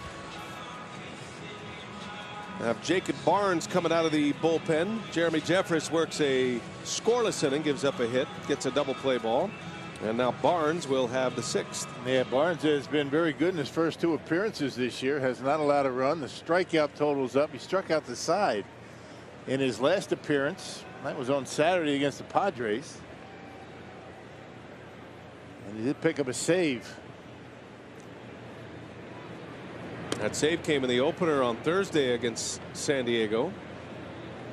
He's been impressive, and a guy who didn't have a great spring. He was really fighting his command in Arizona, but he has hit the ground running here in the regular season. Paul DeYoung starts it for St. Louis. Bottom of their order is coming up. DeYoung, Wong, and then the pitcher spot. Put it right by him. 97 with a fastball. And 97, but the key to his success obviously is that cut fastball, and he threw a good one.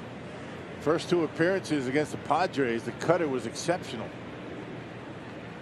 Throwing it for strikes when he needed to, and out of the zone when he was ahead in the count. Jam shot out to Arcia, covering that hole, and he guns one across the infield for out number 1.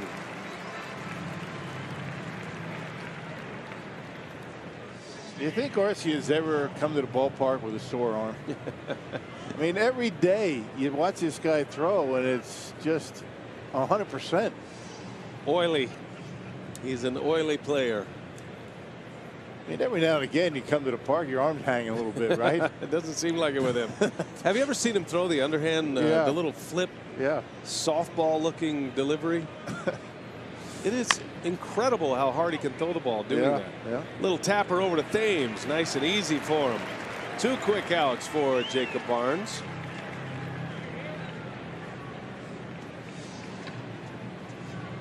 Well, and the Cardinals are going to go to the bench, and the man who just arrived from the minor leagues, Harrison Bader, took the roster spot of Jed Jerko, who is on the DL now with a hamstring injury. And Harrison Bader, a former Lakeshore Chinook, will get an at-bat here at Miller Park. Played his college ball at Florida, a Florida Gator.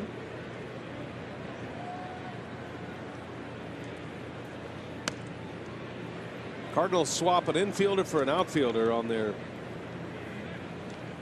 position transaction, with Jerko going to the DL.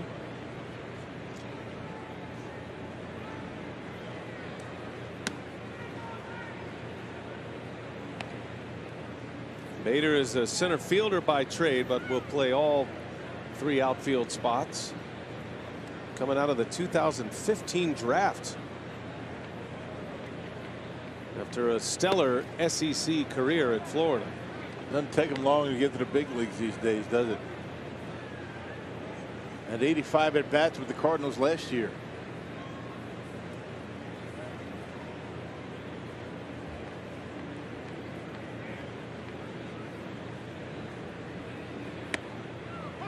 I was talking to Ray Montgomery, Brewers scout, before the game, and he was telling me a story. He was on the amateur side of things, getting a report on Bader, hardly recruited out of high school by the major Division I colleges. So if you're a player like that and you're not getting the kind of interest you think would be a path to the big leagues, I can promise you major league players come from all over. Big schools, small schools, no school. Right. All shapes and sizes. Everybody develops at their own level. Once Bader got to college, he flourished. High fly ball into right. And Jacob Barnes with another tidy inning. 1, 2, 3 go the Cardinals. 4-1 St. Louis. We're headed to the bottom of the 6th, and the Brewers are coming up.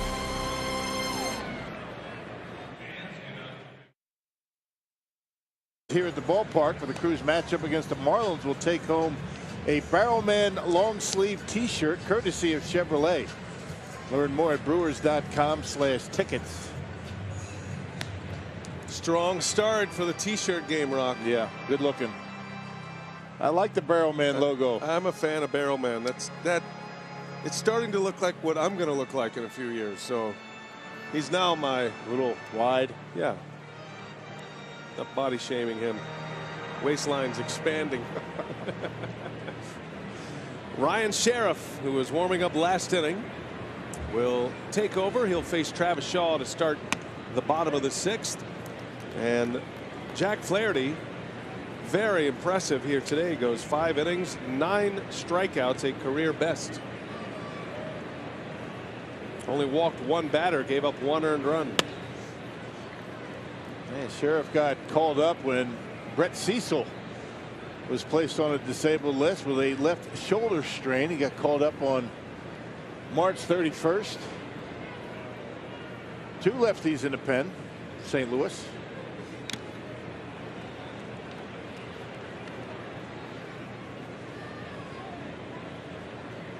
Shaw, Thames, and Pena.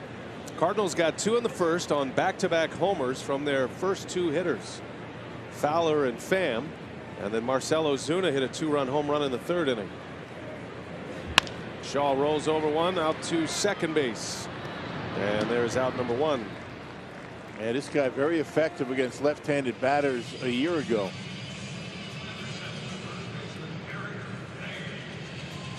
And he'll face a second lefty in Eric Thames. He's on the Powerball home run leaderboard. It's early. Those who have posted. Bronze was a game winner in San Diego.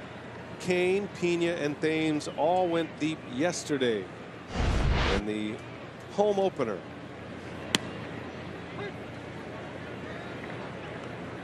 Eric got to face a left-hander Lyons yesterday and got a base hit. Getting another opportunity tonight.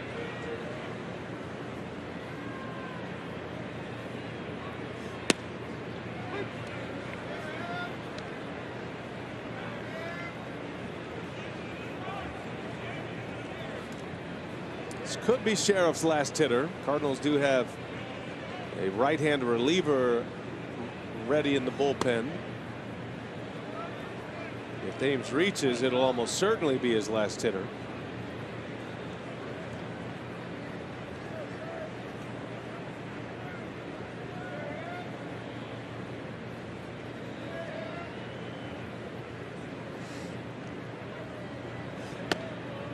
The Brewers are in the middle of a stretch now against Central Division opponents for 10 straight days. Cardinals, Cubs, Cardinals. That Cubs series starts Thursday. It'll be a 4-game set. And then on the road to St. Louis. Thames, high fly ball to left, playable for Ozuna. 2 outs. And we'll see if Matheny will let Sheriff ride with 2 outs and nobody on.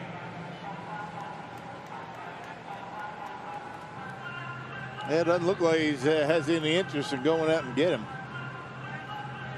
You're right, though. I think if Thames reached, he would have made the move.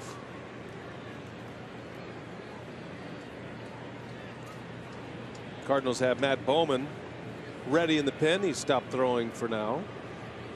So Sheriff against Pena. Most managers, if you're looking ahead a little bit, most managers would rather Jonathan Villar hit right-handed. He's a switch hitter and they'd prefer to turn him around. Even if Pena reaches, it's probably the matchup Matheny wants.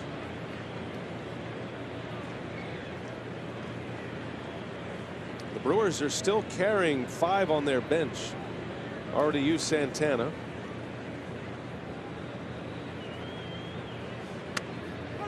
And a called strike 3.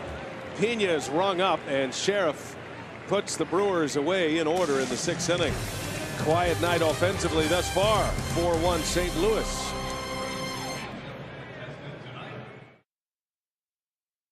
The Cardinals starting early here tonight. First pitch of the game, Dexter Fowler turned into a run. And then the next man up, Tommy Pham, went deep. Back-to-back home runs before most had gotten to their seats here at Miller Park. Marcell Ozuna then a 2-run home run in the 3rd inning. And that put the Cardinals at 4-0. The Brewers would come up with a run, their lone run, on a Christian Yelich RBI single in the 5th. Scoring Arcia, and that's where we stand. 4 runs, 9 hits, no errors for the Redbirds. The Brew Crew with a run on 6 hits, no errors. Each team has left 5. Jacob Barnes is back out there to start his 2nd inning, and he'll face the top of the order. Fowler takes ball 1.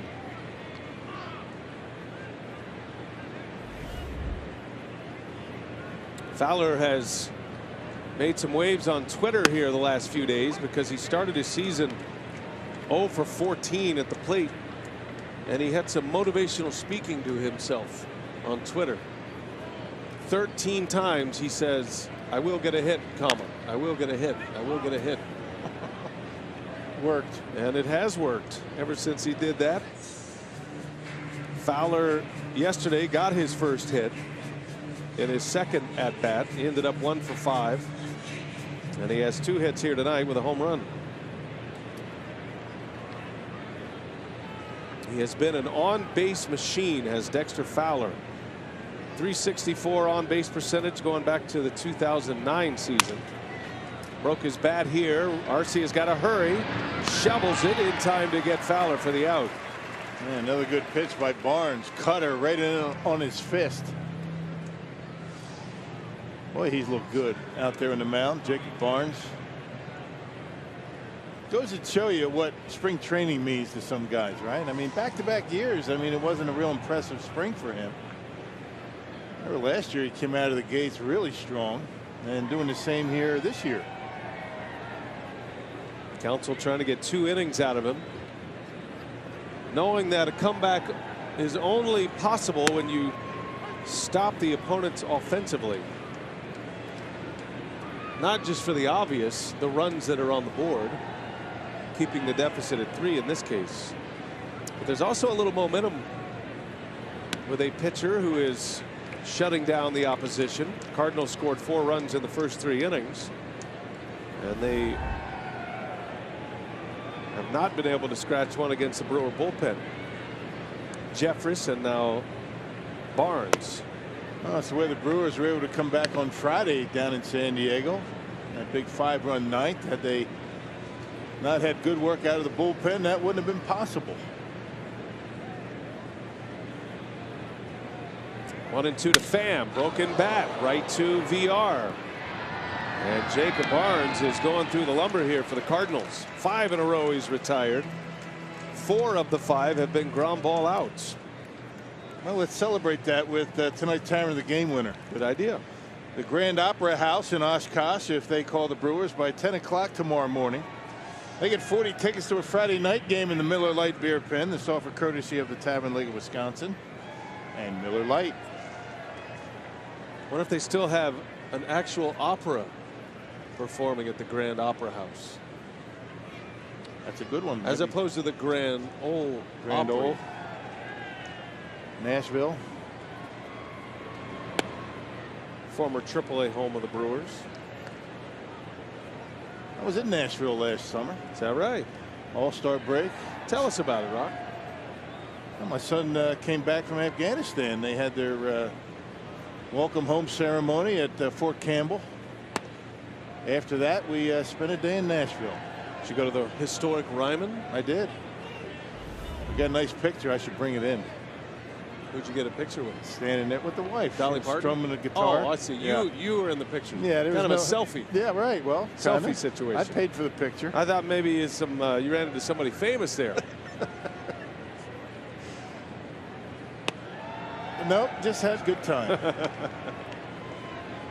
Remember, in the old Nashville ballpark, the Nashville Sounds ballpark, their scoreboard was in the shape of a guitar. Remember that? Yeah. Had some hot chicken. Carpenter draws a walk, and the first blemish for Barnes. 2-out walk. Now, you're a country music guy. That's probably a perfect spot for you. Yeah. I got you pegged for Branson, Missouri, though, in a few years. I think that's going to be a spot for you. Yeah, I'm in. Not too far from St. Louis. We have an off day. That would be a good off-day trip for you. I think that might be perfect. Marcell Ozuna.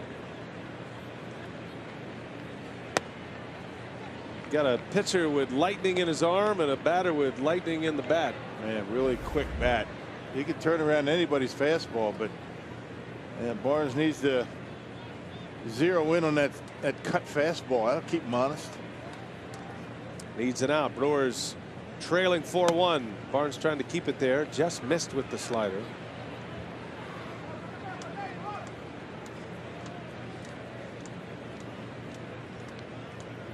Barnes pitching in his 2nd inning. Bullpen's quiet. Looking ahead to the Brewers' 7th. It'll be the bottom of the order coming up. On the ground, right at Barnes. He's got it in his glove and makes the play. I think he thought the rosin bag was the baseball for a minute. Had it all the way, Jacob. And 2 scoreless innings, allowing the Brewers to keep within shouting distance of the Cardinals. Check this out. Where is it? There. No, that's not it. I got it. I got it the whole time. Throw the glove.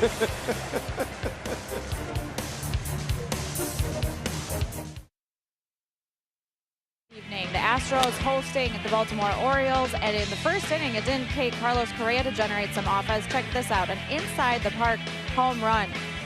Hit it off the wall in left center, then the ball got away from Adam Jones, and Correa would come around to score, turn the wheels on, would also score Jose Altuve. That gave them a 2-1 lead. Sophia, that is a scary ball club.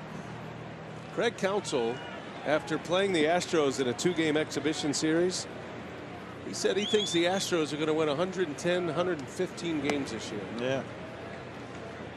They are off to a very fast start. It will be the first time in a long time that a team repeats as World Series champs. We Everybody be gunning for him, that's for sure. And I got to go back to the Yankees, late 90s. VR leads off. Brewers down 3, trying to get something going offensively. Scattered some hits today. Brewers got back-to-back hits in the second, but had a runner thrown out at the plate to end the inning. And then 3 hits in the 5th inning, including an RBI single by Yelich. Matheny trying to get one more hitter out of Sheriff. Turning VR around to hit right-handed. But he is behind 3-0. Arcia is due next, and then the Brewers will have a pinch hitter. That is a strike just on the edge. Astros are 4-1 to start the year. Verlander on the mound tonight, trying to go to 5-1.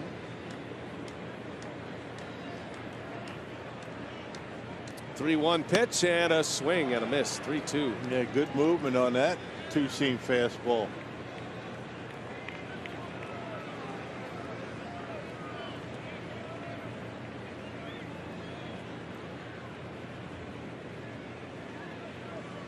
Ryan Sheriff coming back from 3-0. And now the 3-2 is a chopper to third. Carpenter with a high throw, and it's in time for the out.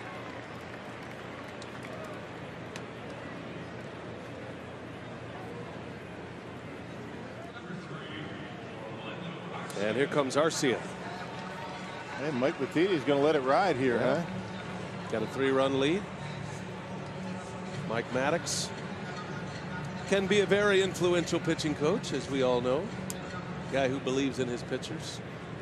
Well, that's why pitchers love him. Well, he's throwing well, right? I mean, leave him in there. There's Arcia's night at the plate, presented by Wendy's. And he hits a rocket, backhanded by DeYoung across the diamond in time for the out. Nice play by DeYoung. And Arcia is out. 2 gone in the inning. Man left that one over the middle of the plate. Unfortunately, right to the shortstop, DeYoung on a hop. He's steady. Hey, good throwing arm over to first base.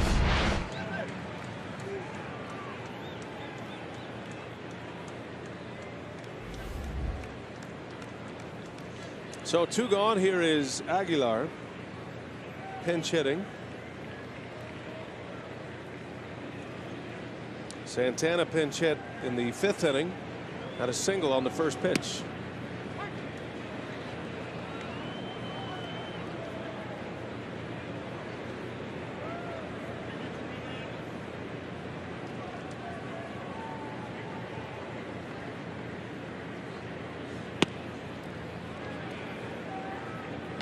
Sheriff has retired 5 in a row. Has a strikeout. If Aguilar could reach, Lorenzo Cain in the top of the order coming up next. 2-1.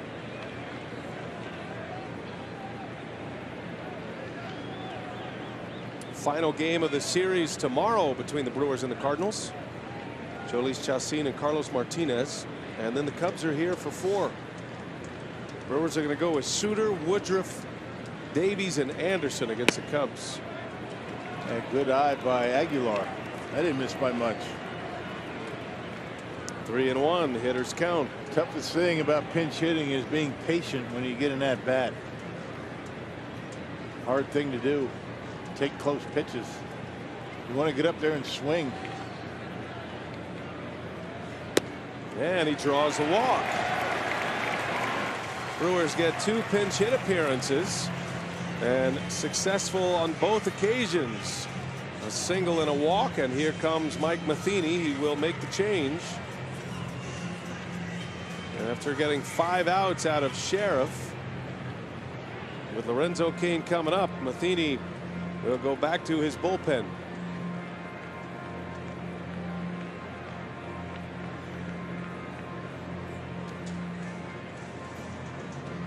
This will be a double switch.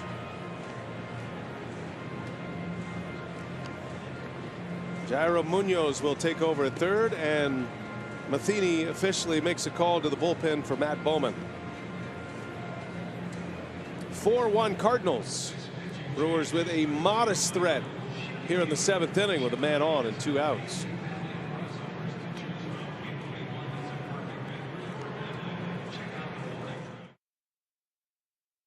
No matter where you are, you'll never miss a second of the action with MLB.TV Premium. Enjoy HD streams of all out-of-market games on over 400 different devices. Plus, get a free MLB.com at-bat premium subscription when you sign up. Well, see if the Brewers can move the needle here a little bit. Matt Bowman is on to pitch, and he'll take over for Sheriff. Sheriff goes an inning and 2/3, just a 3rd appearance for Bowman. He went 2 innings his last time out. That was on April 1st at New York. Jairo Munoz takes over 3rd on the double switch. So here it is, Bowman against Kane. Brewers down 3 in the bottom of the 7th inning. Inside, right across the knuckles of Kane. Bowman sinker slider. Got good movement, gets a lot of ground balls. That's why Matheny calls on him right here. Lorenzo is 0 for 2 with a walk.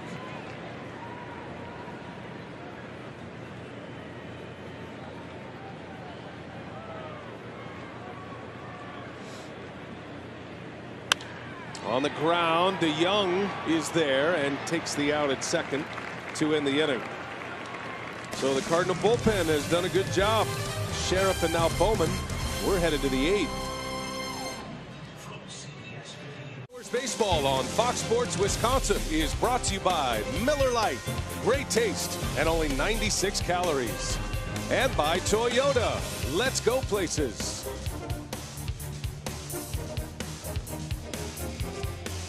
Second game here at Miller Park. Game number 5 of the season. Brewers started by winning their first 3, sweeping the San Diego Padres on the road. Lost the home opener yesterday, and hoping for a snatch 'em back here tonight. They're down 4-1. We're getting late now. 8th inning, and Craig Counsell is going to send on Matt Albers, typically the setup man, but Albers needing to pitch. He'll kind of try to keep the Cardinals at 4. Yeah, tremendous season a year ago with the Nationals. He's only allowed 1 hit in 2 innings of work. Obviously no runs allowed. Got to put up a 0 here in this inning. Trying to put a blanket on the red hot Jose Martinez. 3 hits tonight, all singles. 3 for 3, 8 hits on the year.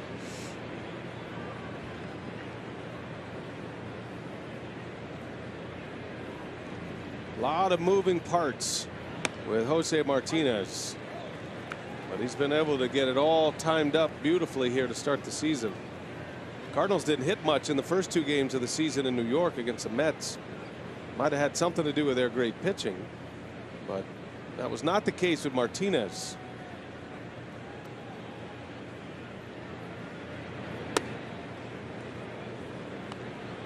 Albers is a welcome addition to the Brewers bullpen. Signed a 2-year deal. This was the off season of the reliever. Number of multi-year contracts for non-closers. Another ground ball pitcher. Throws strikes, able to work the edges and keep the baseball down. 1 ball, 2 strikes on Albers. Albers was with Mike Maddox last year in Washington. Maddox was raving about Albers. Came to camp last year as a non-roster invitee to spring training with the Nationals. Ended up having one of the best years by a non-closer in the big leagues. Earned run average under 2, 63 appearances, and heck of a job. Quite a difference from 1 year to the next. Wondering if he was going to have a job last year to knowing he's got a 2-year deal. He's 35. Albers has been around since 06. He came up with the Astros the year after they made it to the World Series. Lost to the White Sox in 05. Bounced to Baltimore, Boston, Diamondbacks, Indians, went back to the Astros. Found it in 2015 with the White Sox.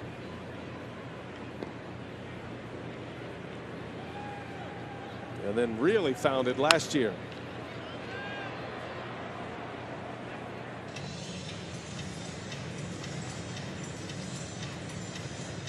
And the guy you like to have in your bullpen, a guy that's got a lot of experience. He's pretty much seen everything that you could possibly deal with on the mound in a close game. Doesn't give up many homers, doesn't give up many hits. Full count to Martinez. Got a battle on his hands. On the ground, ranging over VR. Nice pick. Throw to first in time. And not an easy play for Jonathan VR. Coming in hard, taking a tricky hop, and able to keep it in the glove. That was the hard part, keeping that that last hop in the glove. Sometimes they pick up speed on you. Right there. Under control and makes a good throw to first. Brewers have only committed 3 errors so far in the first 4 games. One of those by a pitcher, Davies. Figures to be a very good defensive team at all positions.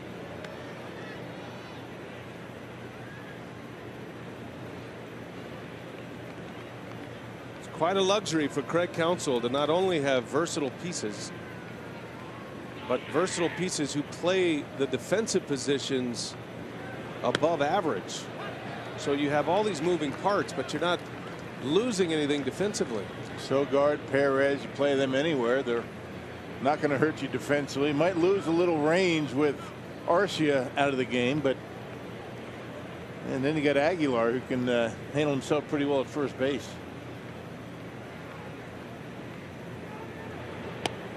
And this outfield the Brewers currently have, with Braun, Kane, and Yelich, that's as good of an outfield trio as you're going to find in the big leagues. Serious pedigree with all 3 of these guys. 2 balls and a strike on Molina. 2-2 now.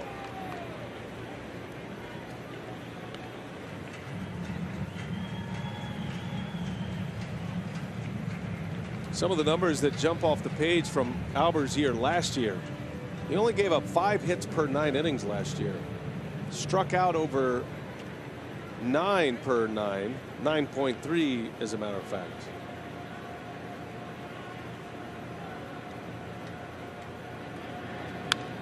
Had a strikeout to walk ratio of 3.71. So he's missing a lot of bats. He's not giving up many hits. Gets a lot of ground balls and double plays. Pretty good whip. Yeah, the whip, the walks and hits per inning pitched. 0.85 last year. Right. Anything under 1 is excellent.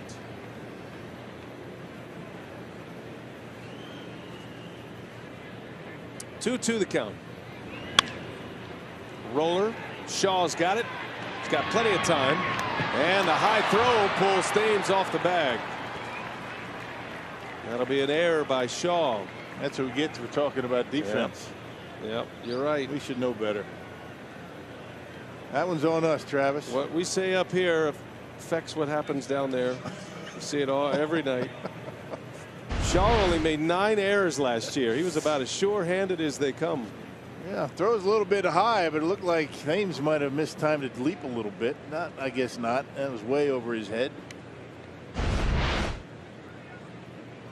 Molina will reach on the E5.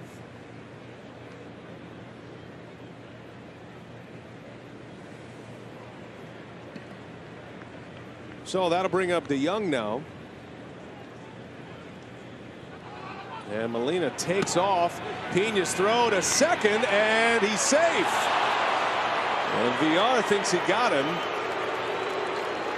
Molina had a jumping lead. Albers paid no attention to him. And still might have gotten thrown out. I don't know. VR, he jumped up. The throw was a little bit high and maybe missed him. And Craig Counsell wants him to take a look at it. Does he get him?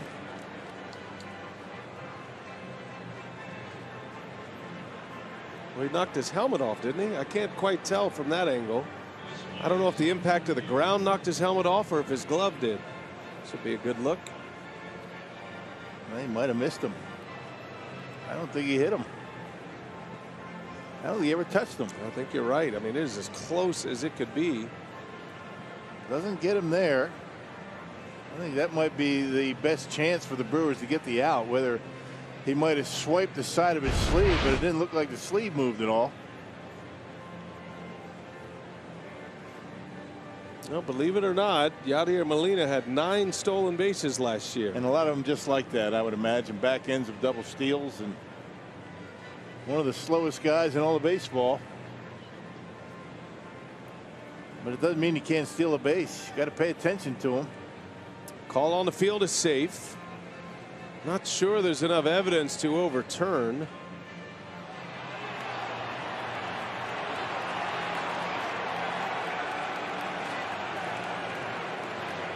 Does he get him right there? Boy, if he gets him, it's just barely on the sleeve. And fans reacting to the fact that Molina's helmet came off. I don't think he ever touched the helmet.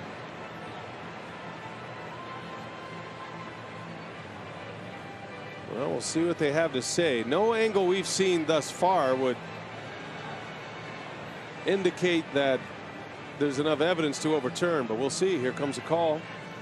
Safe. So Molina has his first steal of the season as the call stands.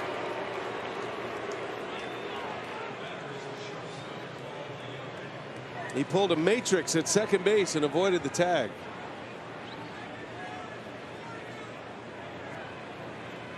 That's the risk you take when you come in front of the bag to take a throw from home plate.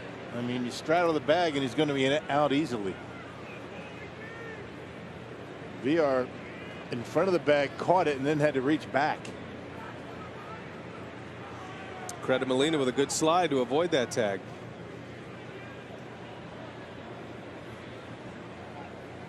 (4-1) Cardinals. And the dangerous DeYoung at the plate. I think this is a pretty good jump. How about this jump? Dame's not even holding him on. And he's almost out. Look at this. I mean, that's incredible, but still almost got thrown out. You saw where VR took the throw right in front of the bag. Then had to reach back.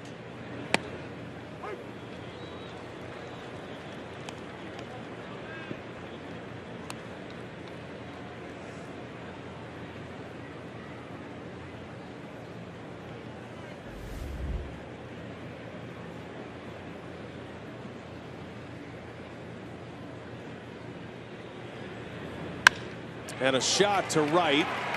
And they're going to hold Molina. Strong throw from Yelich. First and third for the Cardinals now.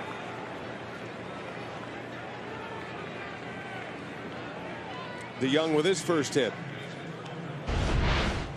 That goes right with it. Fastball at her half, and no way Molina's going to try and score on that.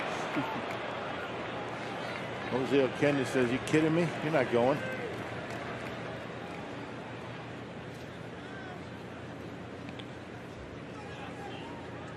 An about face. Well, now Albert is needing a double play. Speedy base runner here in Colton Wong. Tough guy to double up. Brewers are going to take a chance to turn one in the middle infield. Corners are in.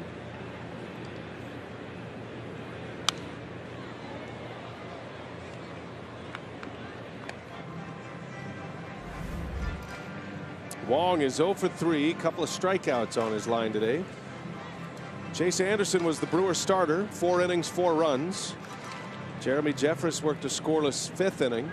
Jacob Barnes 2 scoreless innings, the 6th and the 7th, and now it's Albers here in the 8th. Cardinals have 10 hits.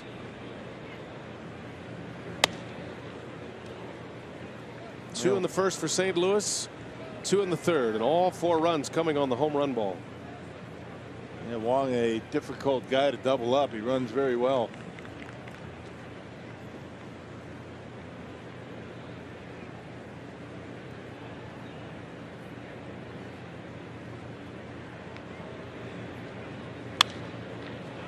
1-2 the count on Wong.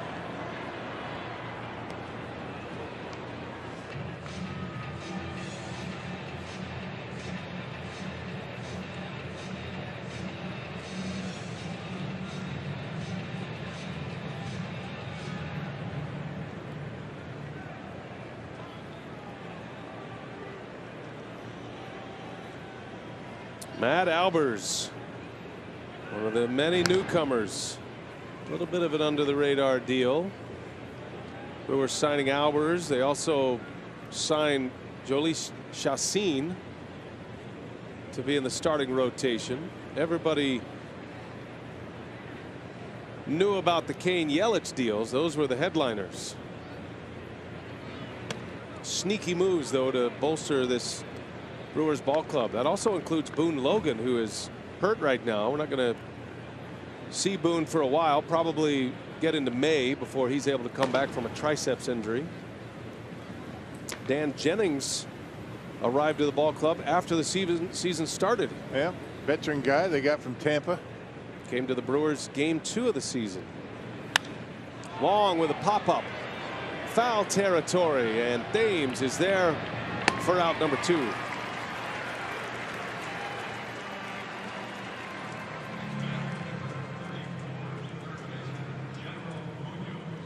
Albers eating him up inside. Yeah, nice job. He was able to get it in on Wong's hands and jammed him in an easy pop and foul ground. So 2 gone. And Jairo Munoz will bat. He came in on the double switch. First at bat of the game.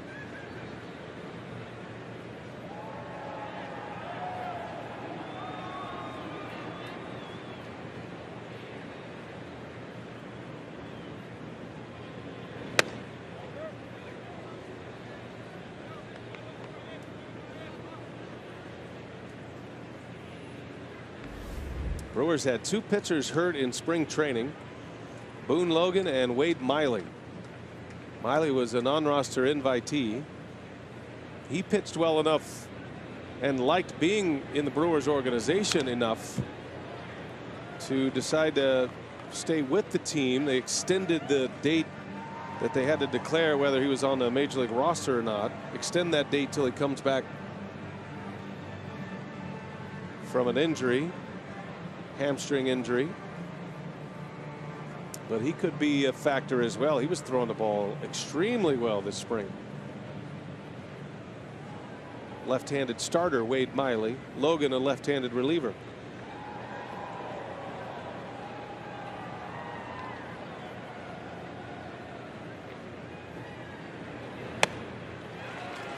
That's pretty nasty sinker right there, right under the hands.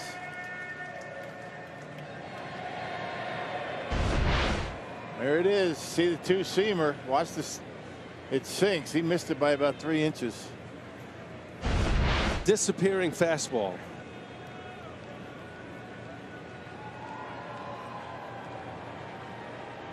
He's got the rookie in a hole 1-2. First and third for the Cardinals. Big pitch here for Albers. And ring the bell. A strikeout to end the inning. Albers works around an error, strands 2 on. Christian Yelich ready to lead off. We're headed to the bottom of the 8th. Jerry, we talked about it before the game. The Cardinals, who are 87-54 here at Miller Park since 2001, looking right at home from the get-go. Yeah, out of first 3 pitches, 2 home runs. And we talked so much about fastball location with Chase Anderson. Today, started out the ball game, 2 fastballs over the middle plate. Cardinals take advantage. Yeah, Cardinals have 78 home runs here at Miller Park since 2012. That leads the majors.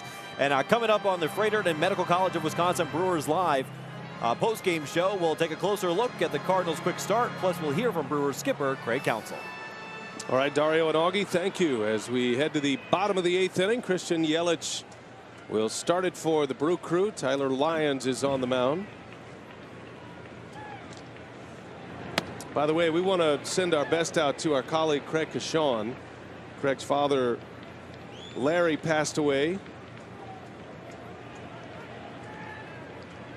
He was a big fan of the Brewers and all things Milwaukee baseball. Loved the Braves even. Went to the '57 World Series. Huge Wisconsin sports fan. Raised a great kid in Craig. And Lawrence Earl Cashon passing away. And we're sending our thoughts to Craig and his family. There's Yelich in the air to right center. And that's going to bounce up and out. That'll be a ground rule double, which actually hurts the Brewers here. Yelich would have had an easy triple. Yeah, he can fly around the bases. Continues his hitting ways. Yelich with his second hit of the game. Yeah, check it out, the way he stays right in there against lefties. Lions throwing the slider right down the middle of the plate, and Yelich able to give it a pretty good swing and a good start to the 8th for Milwaukee. Just up and out. Hit the green wall, which is recessed from the regular fence. About a 6-foot gap in that area.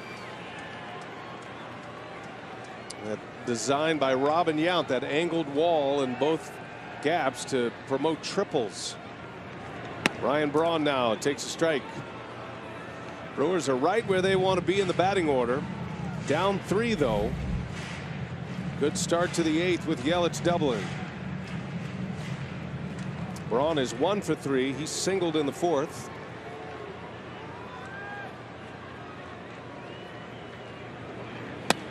Had a big swing. 0-2 the count. Yep, 89 miles an hour up in the zone. Pretty much the same location of the pitch that Ryan hit out of the ballpark in San Diego.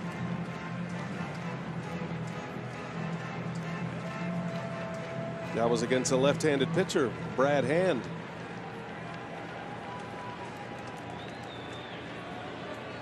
Oh, 0-2 the count to Braun. Good block by Molina. Those are important plays. Keeps Yelich off third base. A chance to put a runner at third and nobody out. A lot of ways to score in that scenario, but Molina makes it a moot point, as he's done so well all these years. Hard to get one by him. Saw one get by him in yesterday's game. 1 ball, 2 strikes on Braun. Shaw due next. And a breaking ball called strike 3, and Braun does not like that. He is barking at Jeff Kellogg on his way out. Yeah, he's thinking that ball went around the strike zone. That Kellogg give him a little bit of leeway, let him say his piece, and check it out. That's not a strike. That's what you call trying to, backdoor the breaking pitch. And see the way Molina catches it. I mean, that has a lot to do with whether you get a strike call or not. Well, the first out of the inning. Braun still angry in that dugout. If Molina catches that pitch where he did, right on the corner, there's no way across home plate. Right. That's a big call in a big spot. Every pitcher wants that call on the edge. Every hitter certainly thinks the zone is too wide in that case. And Braun looked like he was right. Well, we saw Lions in yesterday's game pitch a scoreless inning. Now he's got Shaw. He's got a couple of left-handers, actually. Shaw and Thames.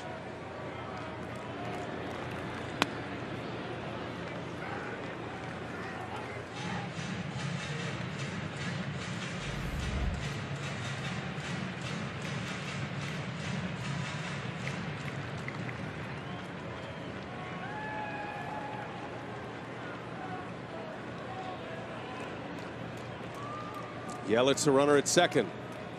Got a double. And now that one's into center field, falling fast. That's down. Base hit.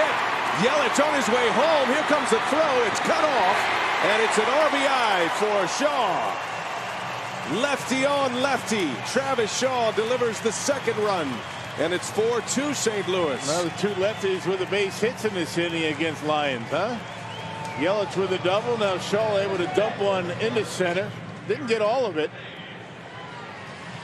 And Lions got in on his hands. It's a fastball.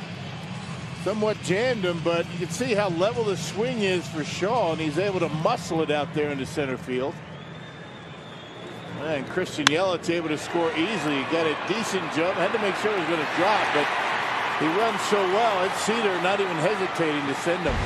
Now the tying run at the plate, and Thames into right, top spinner. It's down. Base hit Thames. Third hit of the inning, and all 3 hits coming off left-handed hitters. Matheny has seen enough. Well, Eric Thames back-to-back days base hits off of lefties, both of them coming against Lions. Tough to get him out of the lineup. Breaking pitch out over the plate. A little top spin liner out there into right field. Cardinal outfielders playing extremely deep, trying to cut off the extra base hit. And Shaw and Thames with singles, and the Brewers are cooking right now. A run is in. The tying run is on, and Thames at first base. Manny Pena coming up, and Mike Matheny goes to his bullpen. We'll take a break, set up the new pitcher. Brewers have something going in the 8th.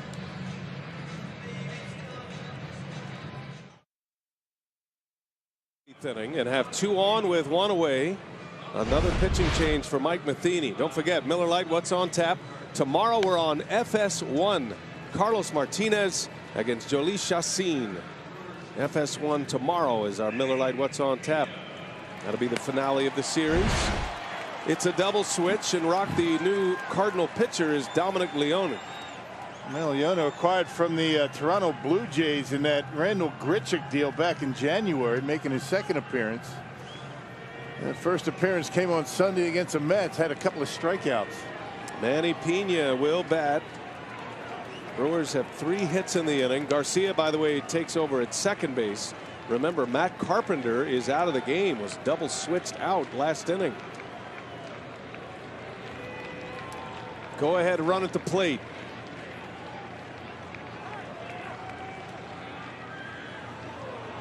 And Leone can rush it up there pretty good. He's got a fastball, mid to upper 90s, and a slider to go with it.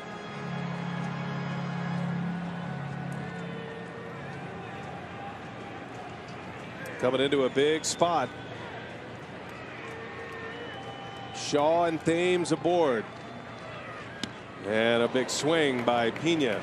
He was trying to gun on the first pitch fastball, but he got a wrinkle. Yep, cut fastball that time.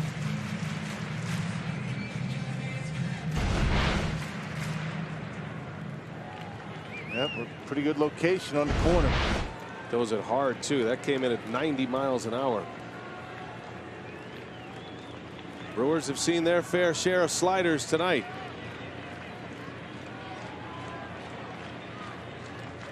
The 0-1 pitch. 0-2 now. Pena had a flair for the dramatic last season. Had a couple of big home runs, including one on Mother's Day. That was a game winner. He'd love nothing more than to hit one out here. Now he's battling with 2 strikes, down in the count. Jonathan Villar due next. 1 out in the inning. Pena fouls it away.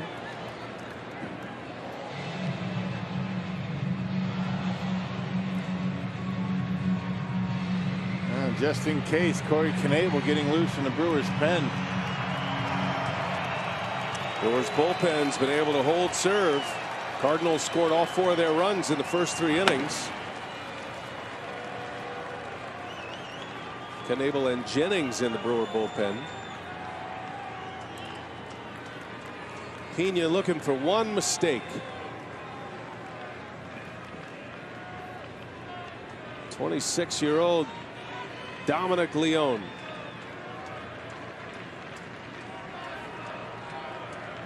Here's an 0-2. Got him. Got him to bite.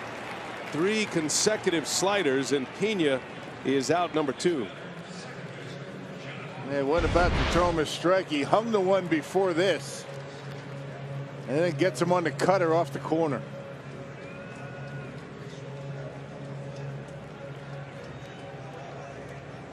And last year with Toronto had 81 strikeouts and 70 innings of work. You can see why. Career highs in appearances and innings and strikeouts. Leon.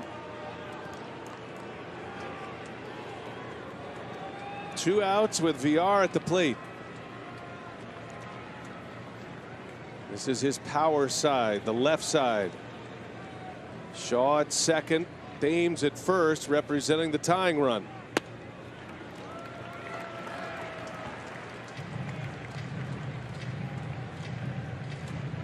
Cardinals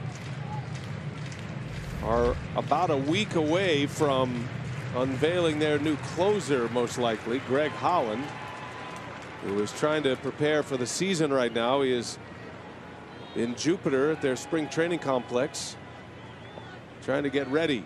Brewers might see him next week. 1-0 pitch. VR takes a ball, and it's 2-0. See, that cut fastball might not be as effective against a lefty. VR likes the ball down and in. Let's see if Jonathan can get a fastball that he can find a gap. He's homered off Leon in the past of his 3 hits. Hasn't seen a lot of them, but he has success against him.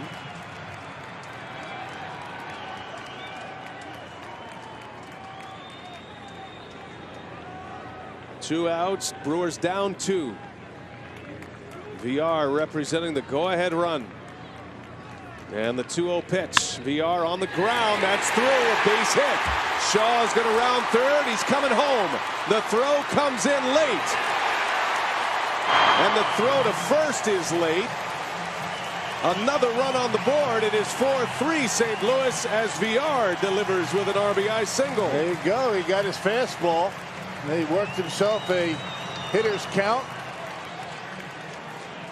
Able to find one in the hole in the right field. There you go. That's a cutter again that stayed middle part of the plate.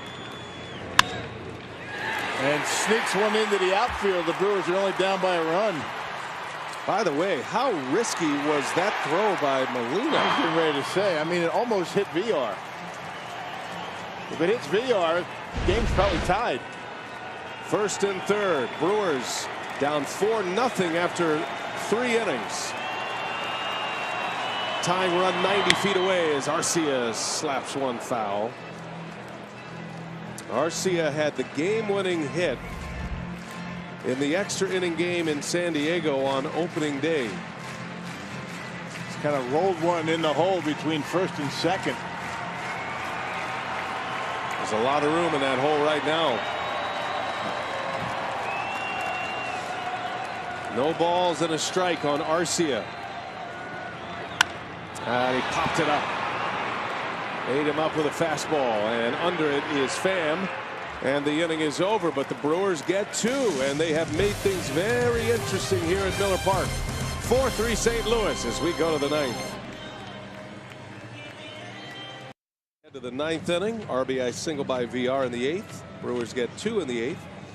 Dexter Fowler started this game with a home run. First pitch he saw. Before we'd even settled in, a home run off Chase Anderson, our Badger Mutual Insurance player of the game.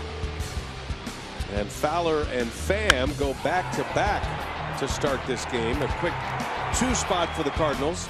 They got a 2-run home run off the bat of Marcell Ozuna in the 3rd. It was 4-0 Cardinals after 2.5 innings. But the Brewers have been able to fight their way back. Got a run in the 5th. Scored 2 last inning, and it's 4-3 as we go to the 9th. Brewer bullpen been terrific as Dan Jennings takes over here in the 9th inning. Inning in 2/3 against the Padres on Friday. One of the guys that kept things close before the dramatics of the Brewers offense in the 9th. Jennings turns Fowler around to hit right-handed. Jennings came into a huge mess in San Diego. His first day on the job as a Brewer. Craig Counsell brought him in to face Eric Hosmer with 2 on and 1 out. And he got a double play off of Hosmer to end the inning. What a debut. What a way to start for Dan Jennings. veteran left-hander. Had some really good years with the White Sox. Came to the Brewers from the Tampa Bay Rays. Rays let him go right at the end of spring training.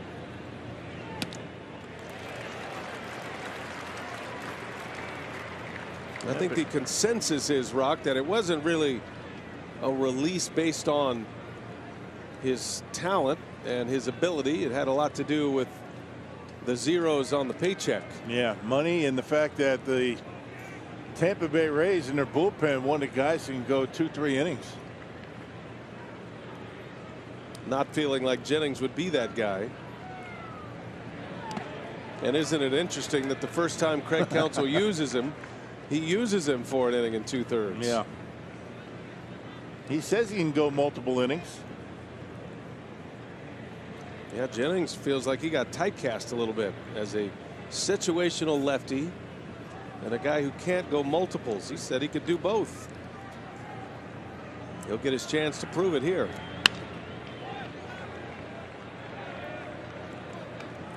This is where you really have to wonder why you would double switch out Matt Carpenter in these situations. Changing the subject a bit, Carpenter's spot would be due up third in this inning, and instead it's going to be Greg Garcia. That is one thing Mike Matheny does a lot, is the double switch. It's twice now, back-to-back games, Carpenter has been out of the game. Fowler to first, right to Thames, and Jennings has out number one.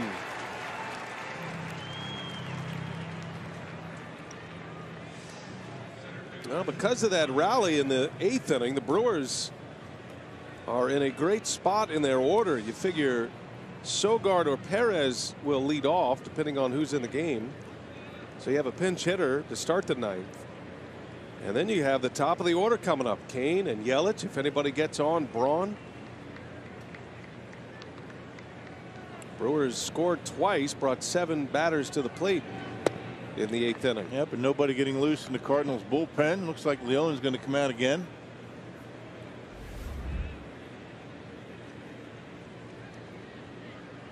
Tommy Pham. Pham with 3 hits and a steal. Home run, a double, a single. He scored twice. He stole at a base. Triple away from the cycle. Shoots one foul. Hot one into the seats. 1 ball, 2 strikes on Pham. Yeah, he's another guy that covers the plate pretty well. That was a fastball away. His home run right center was a fastball in on him.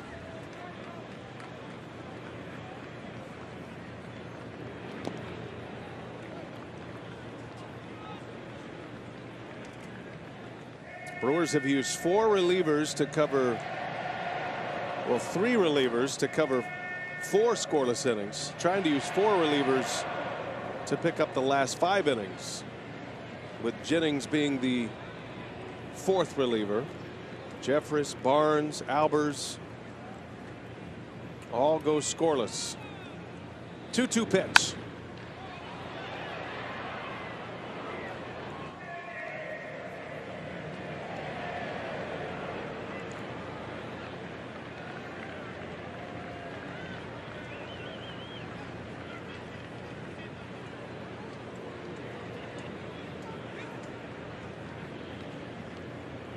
Do it again. Jennings deals, and a ground ball in the hole. Long throw. Arcia guns it in time.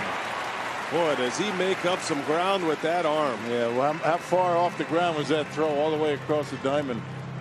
There's no gravity hitting that one. 8 feet. Frozen rope. Pham can really run too. Check this out. Plants the foot.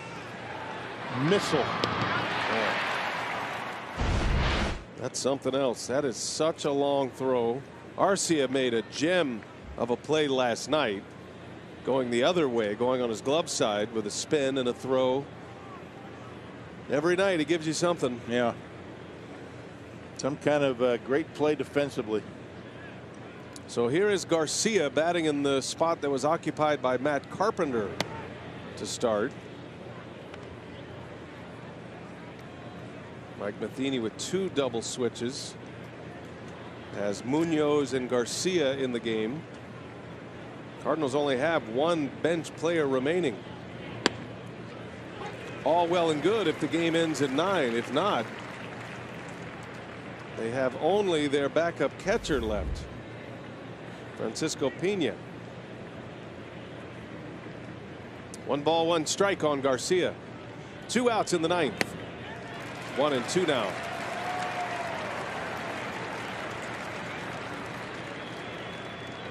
Boy, you look at the makeup of this bullpen, Rock. It gives you a lot of reasons to smile. There's going to be a lot of games won with this bullpen. Yeah, they haven't given up a run in 4 innings. Got some variety down there. You have left-handers, hard throwers. You got veterans down there, you know, guys that have been there. They've been through the wars before, and they don't get that deer in the headlights look to them when they come into a game, a tight game, and particularly when they come in trouble. 1-2. Jennings trying to put Garcia away. Does so. He struck him out. Impressive inning for Dan Jennings. Crowd is up. Brewers trying to come back in the 9th. Pinch hitter, then Kane, then Yelich.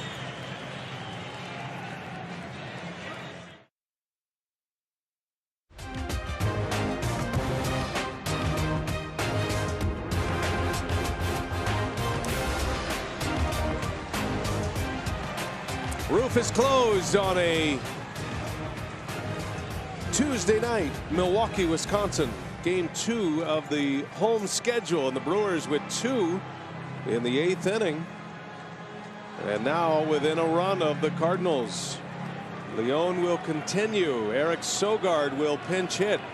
4-3 St. Louis. With a theme of 2, the Brewers would love 2 more right here. Trying to come back from 4-0 down after 2.5 innings. First at bat for Sogard coming off the bench. Brewers got a hit from Santana off the bench. Jesus Aguilar walked as a pinch hitter in the 7th inning. And now Sogard getting some mileage out of that number 9 position in the batting order.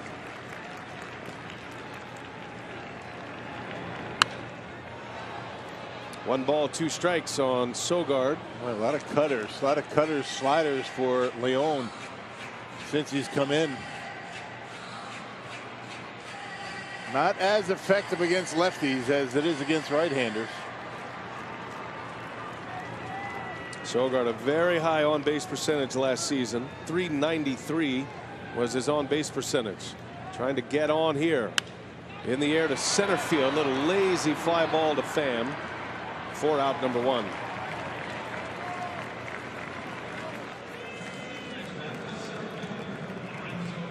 Top of the order. Here comes Kane.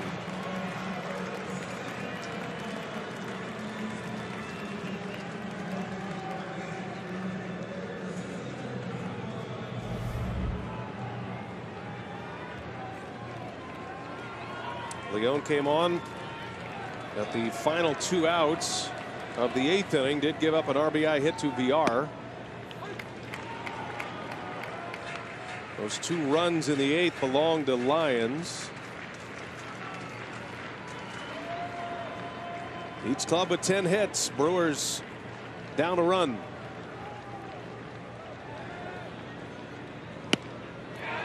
Did he go? He did. Unable to check his swing, and it's 0-2 on Lorenzo Cain. Yeah, I don't believe he's thrown a fastball yet. I mean, a 4-seamer. Cutters, just one after another. Throwing a lot of strikes as well. He's thrown 15 pitches, 12 of them for strikes across 2 innings. Cain able to lay off. Cain called the slider his kryptonite pitch. When he's laying off the slider, he's locked in. This is a tough slider to lay off of, though. Yeah. It's hard. Throw that thing at 90 miles an hour. Cain hunting a mistake here. 1-2 the count. Missed high. There's a fastball. 2-2.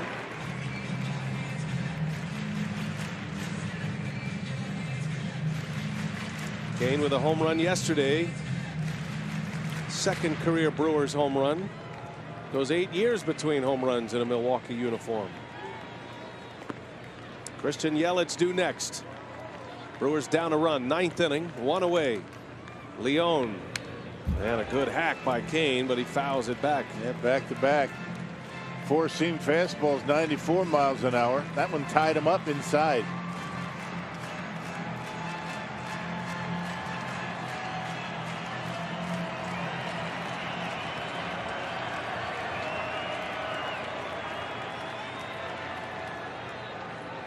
De facto closer, Dominic Leone. 2-2 the count. Missed 3-2. Well, does that mean he's locked in, partner, when he takes that one? Yeah, that's a good take. I mean, he was well balanced. He wasn't out in front. Sometimes just seeing the ball like that gives you confidence for the next one. That's a strikeout for a lot of hitters. Kane lays off. Now it's 3-2, and Kane wants a reset. As if he's icing the kicker, perhaps.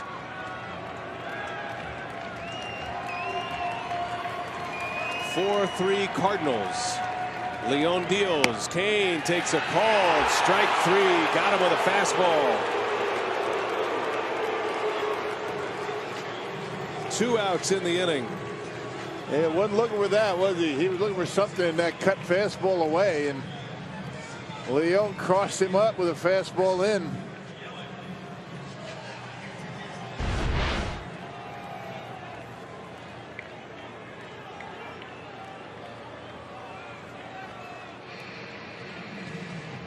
Yeah, where is it? Boy, tough pitch.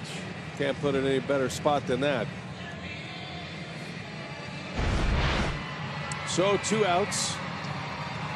A mound visit. Molina wants to get it straight, brings his infielders in as well. 2 outs, nobody on, and Christian Yelich coming up. Yelich with a double to start the rally in the 8th. Doubled off the left-hander Lions. Still looking for his first Brewer home run. Braun due next.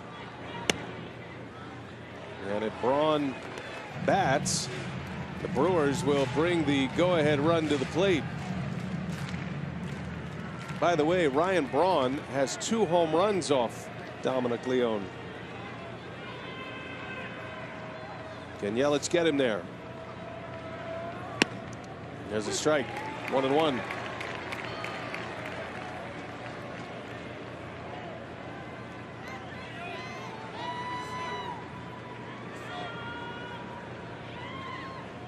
Brewers were down to their last strike in San Diego when Braun hit the go-ahead home run.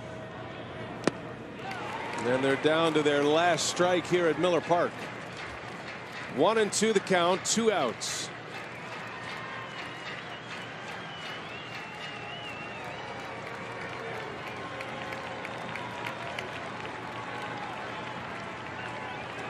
Fastball or slider? What's it going to be? He's had success with both.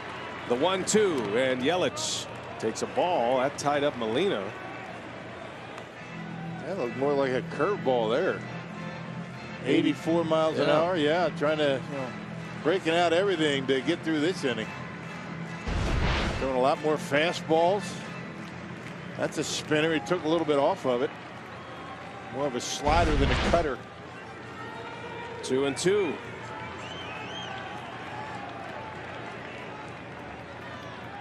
Here he comes, and that one's deep, right center. Christian Yelich has tied it up.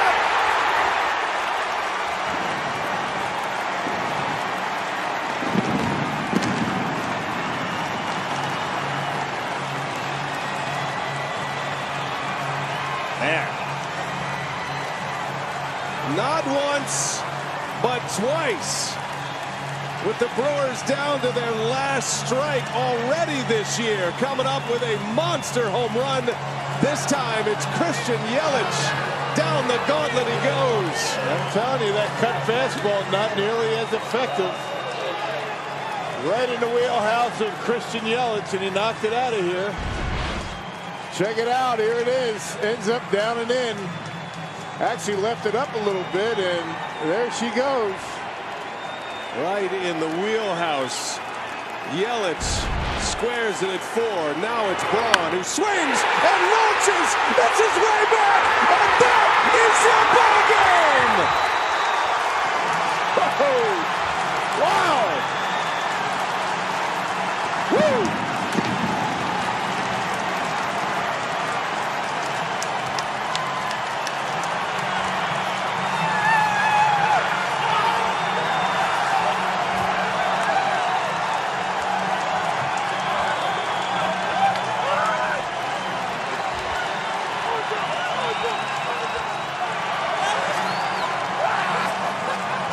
Lightning strikes twice. Ryan Braun has 4 career at-bats against Dominic Leone. That is his 3rd home run. And he wins the game. A walk-off home run. Yelich and Braun go deep, and the Brewers snatch him back tonight. Nearly unhittable until the last 2 pitches that he throws tonight. Yelich, Braun, and back-to-back pitches. I mean, what else is there to say about that? I mean, that pretty much says it all. Incredible. And a Gatorade bath on a cold night in Milwaukee. Ryan Braun delivers in the clutch once again. Sophia's ready. Go ahead, Soph. Thanks, B.A. Well, Ryan, yet again, you come up in the moment. Tell me about how you relied on your previous experience against Dominic Leone to come up with that walk-off home run. You know, as a player, you hope you get an opportunity to be in that moment. So I think it's about controlling your emotions. A lot of it is the desire to be in that moment. It's something I've always looked forward to. You know, you're not going to come through every time, but when you do, it feels good. Well, how good does this one feel? It's a great win. You know, the way it felt early, it wasn't going well for us. These guys are really swinging the bats. It didn't look good probably through about the 4th or 5th inning, but we continue to battle and compete. Second game, we find a way to win like this. You know, last year we missed the postseason by 1 game, so find a way to win games like this, that could be the difference at the end of the year. Take me through the comeback to how this started in the 8th, and then following up Christian Yelich's first home run as a Brewer, how this game changed. Yeah, I mean, for me, it started with our bullpen in like the 4th or 5th inning. Whenever they came into the game, those guys hold it down. Got some big outs for us, obviously. It's really tough to hold this lineup scoreless for 5 or 6 innings or however many innings they threw. And starting in the 8th, a bunch of good at-bats. Obviously, in the 9th, Christian got to 2 strikes. He's such a great hitter. The Brewer fans are going to love having him here. He hit a homer, gave me an opportunity, and I was fortunate enough to come through. All right, thanks, Ryan, for your time. Your 4th career walk-off home run. That's Ryan Braun, and what a moment here at Miller Park, PA. No kidding. He's freezing to death after that Gatorade bath. But, Rock, that's the first walk-off for him in 7 years. This guy, time in, time out, delivers in the clutch. There it is, the cut fastball, and Leone, he made a mistake with it, and he knocked it out of here. 88 down the middle, up. Baya. Just incredible. I mean, this guy, Dominic Leone, was unhittable until the last 2 pitches he threw tonight. Ryan Braun has 3 hits this year. 2 of them are game-winning home runs. What a start. Let's send it to Dario. He's ready for Brewers Live. There you go, partner. Wow. Talk about the cardiac crew living up to their name, winning their first home game of the season in walk-off fashion. We're going to take another look back at the back-to-back walk-offs. Let's hear from Craig Counsell coming up in Brewers Live.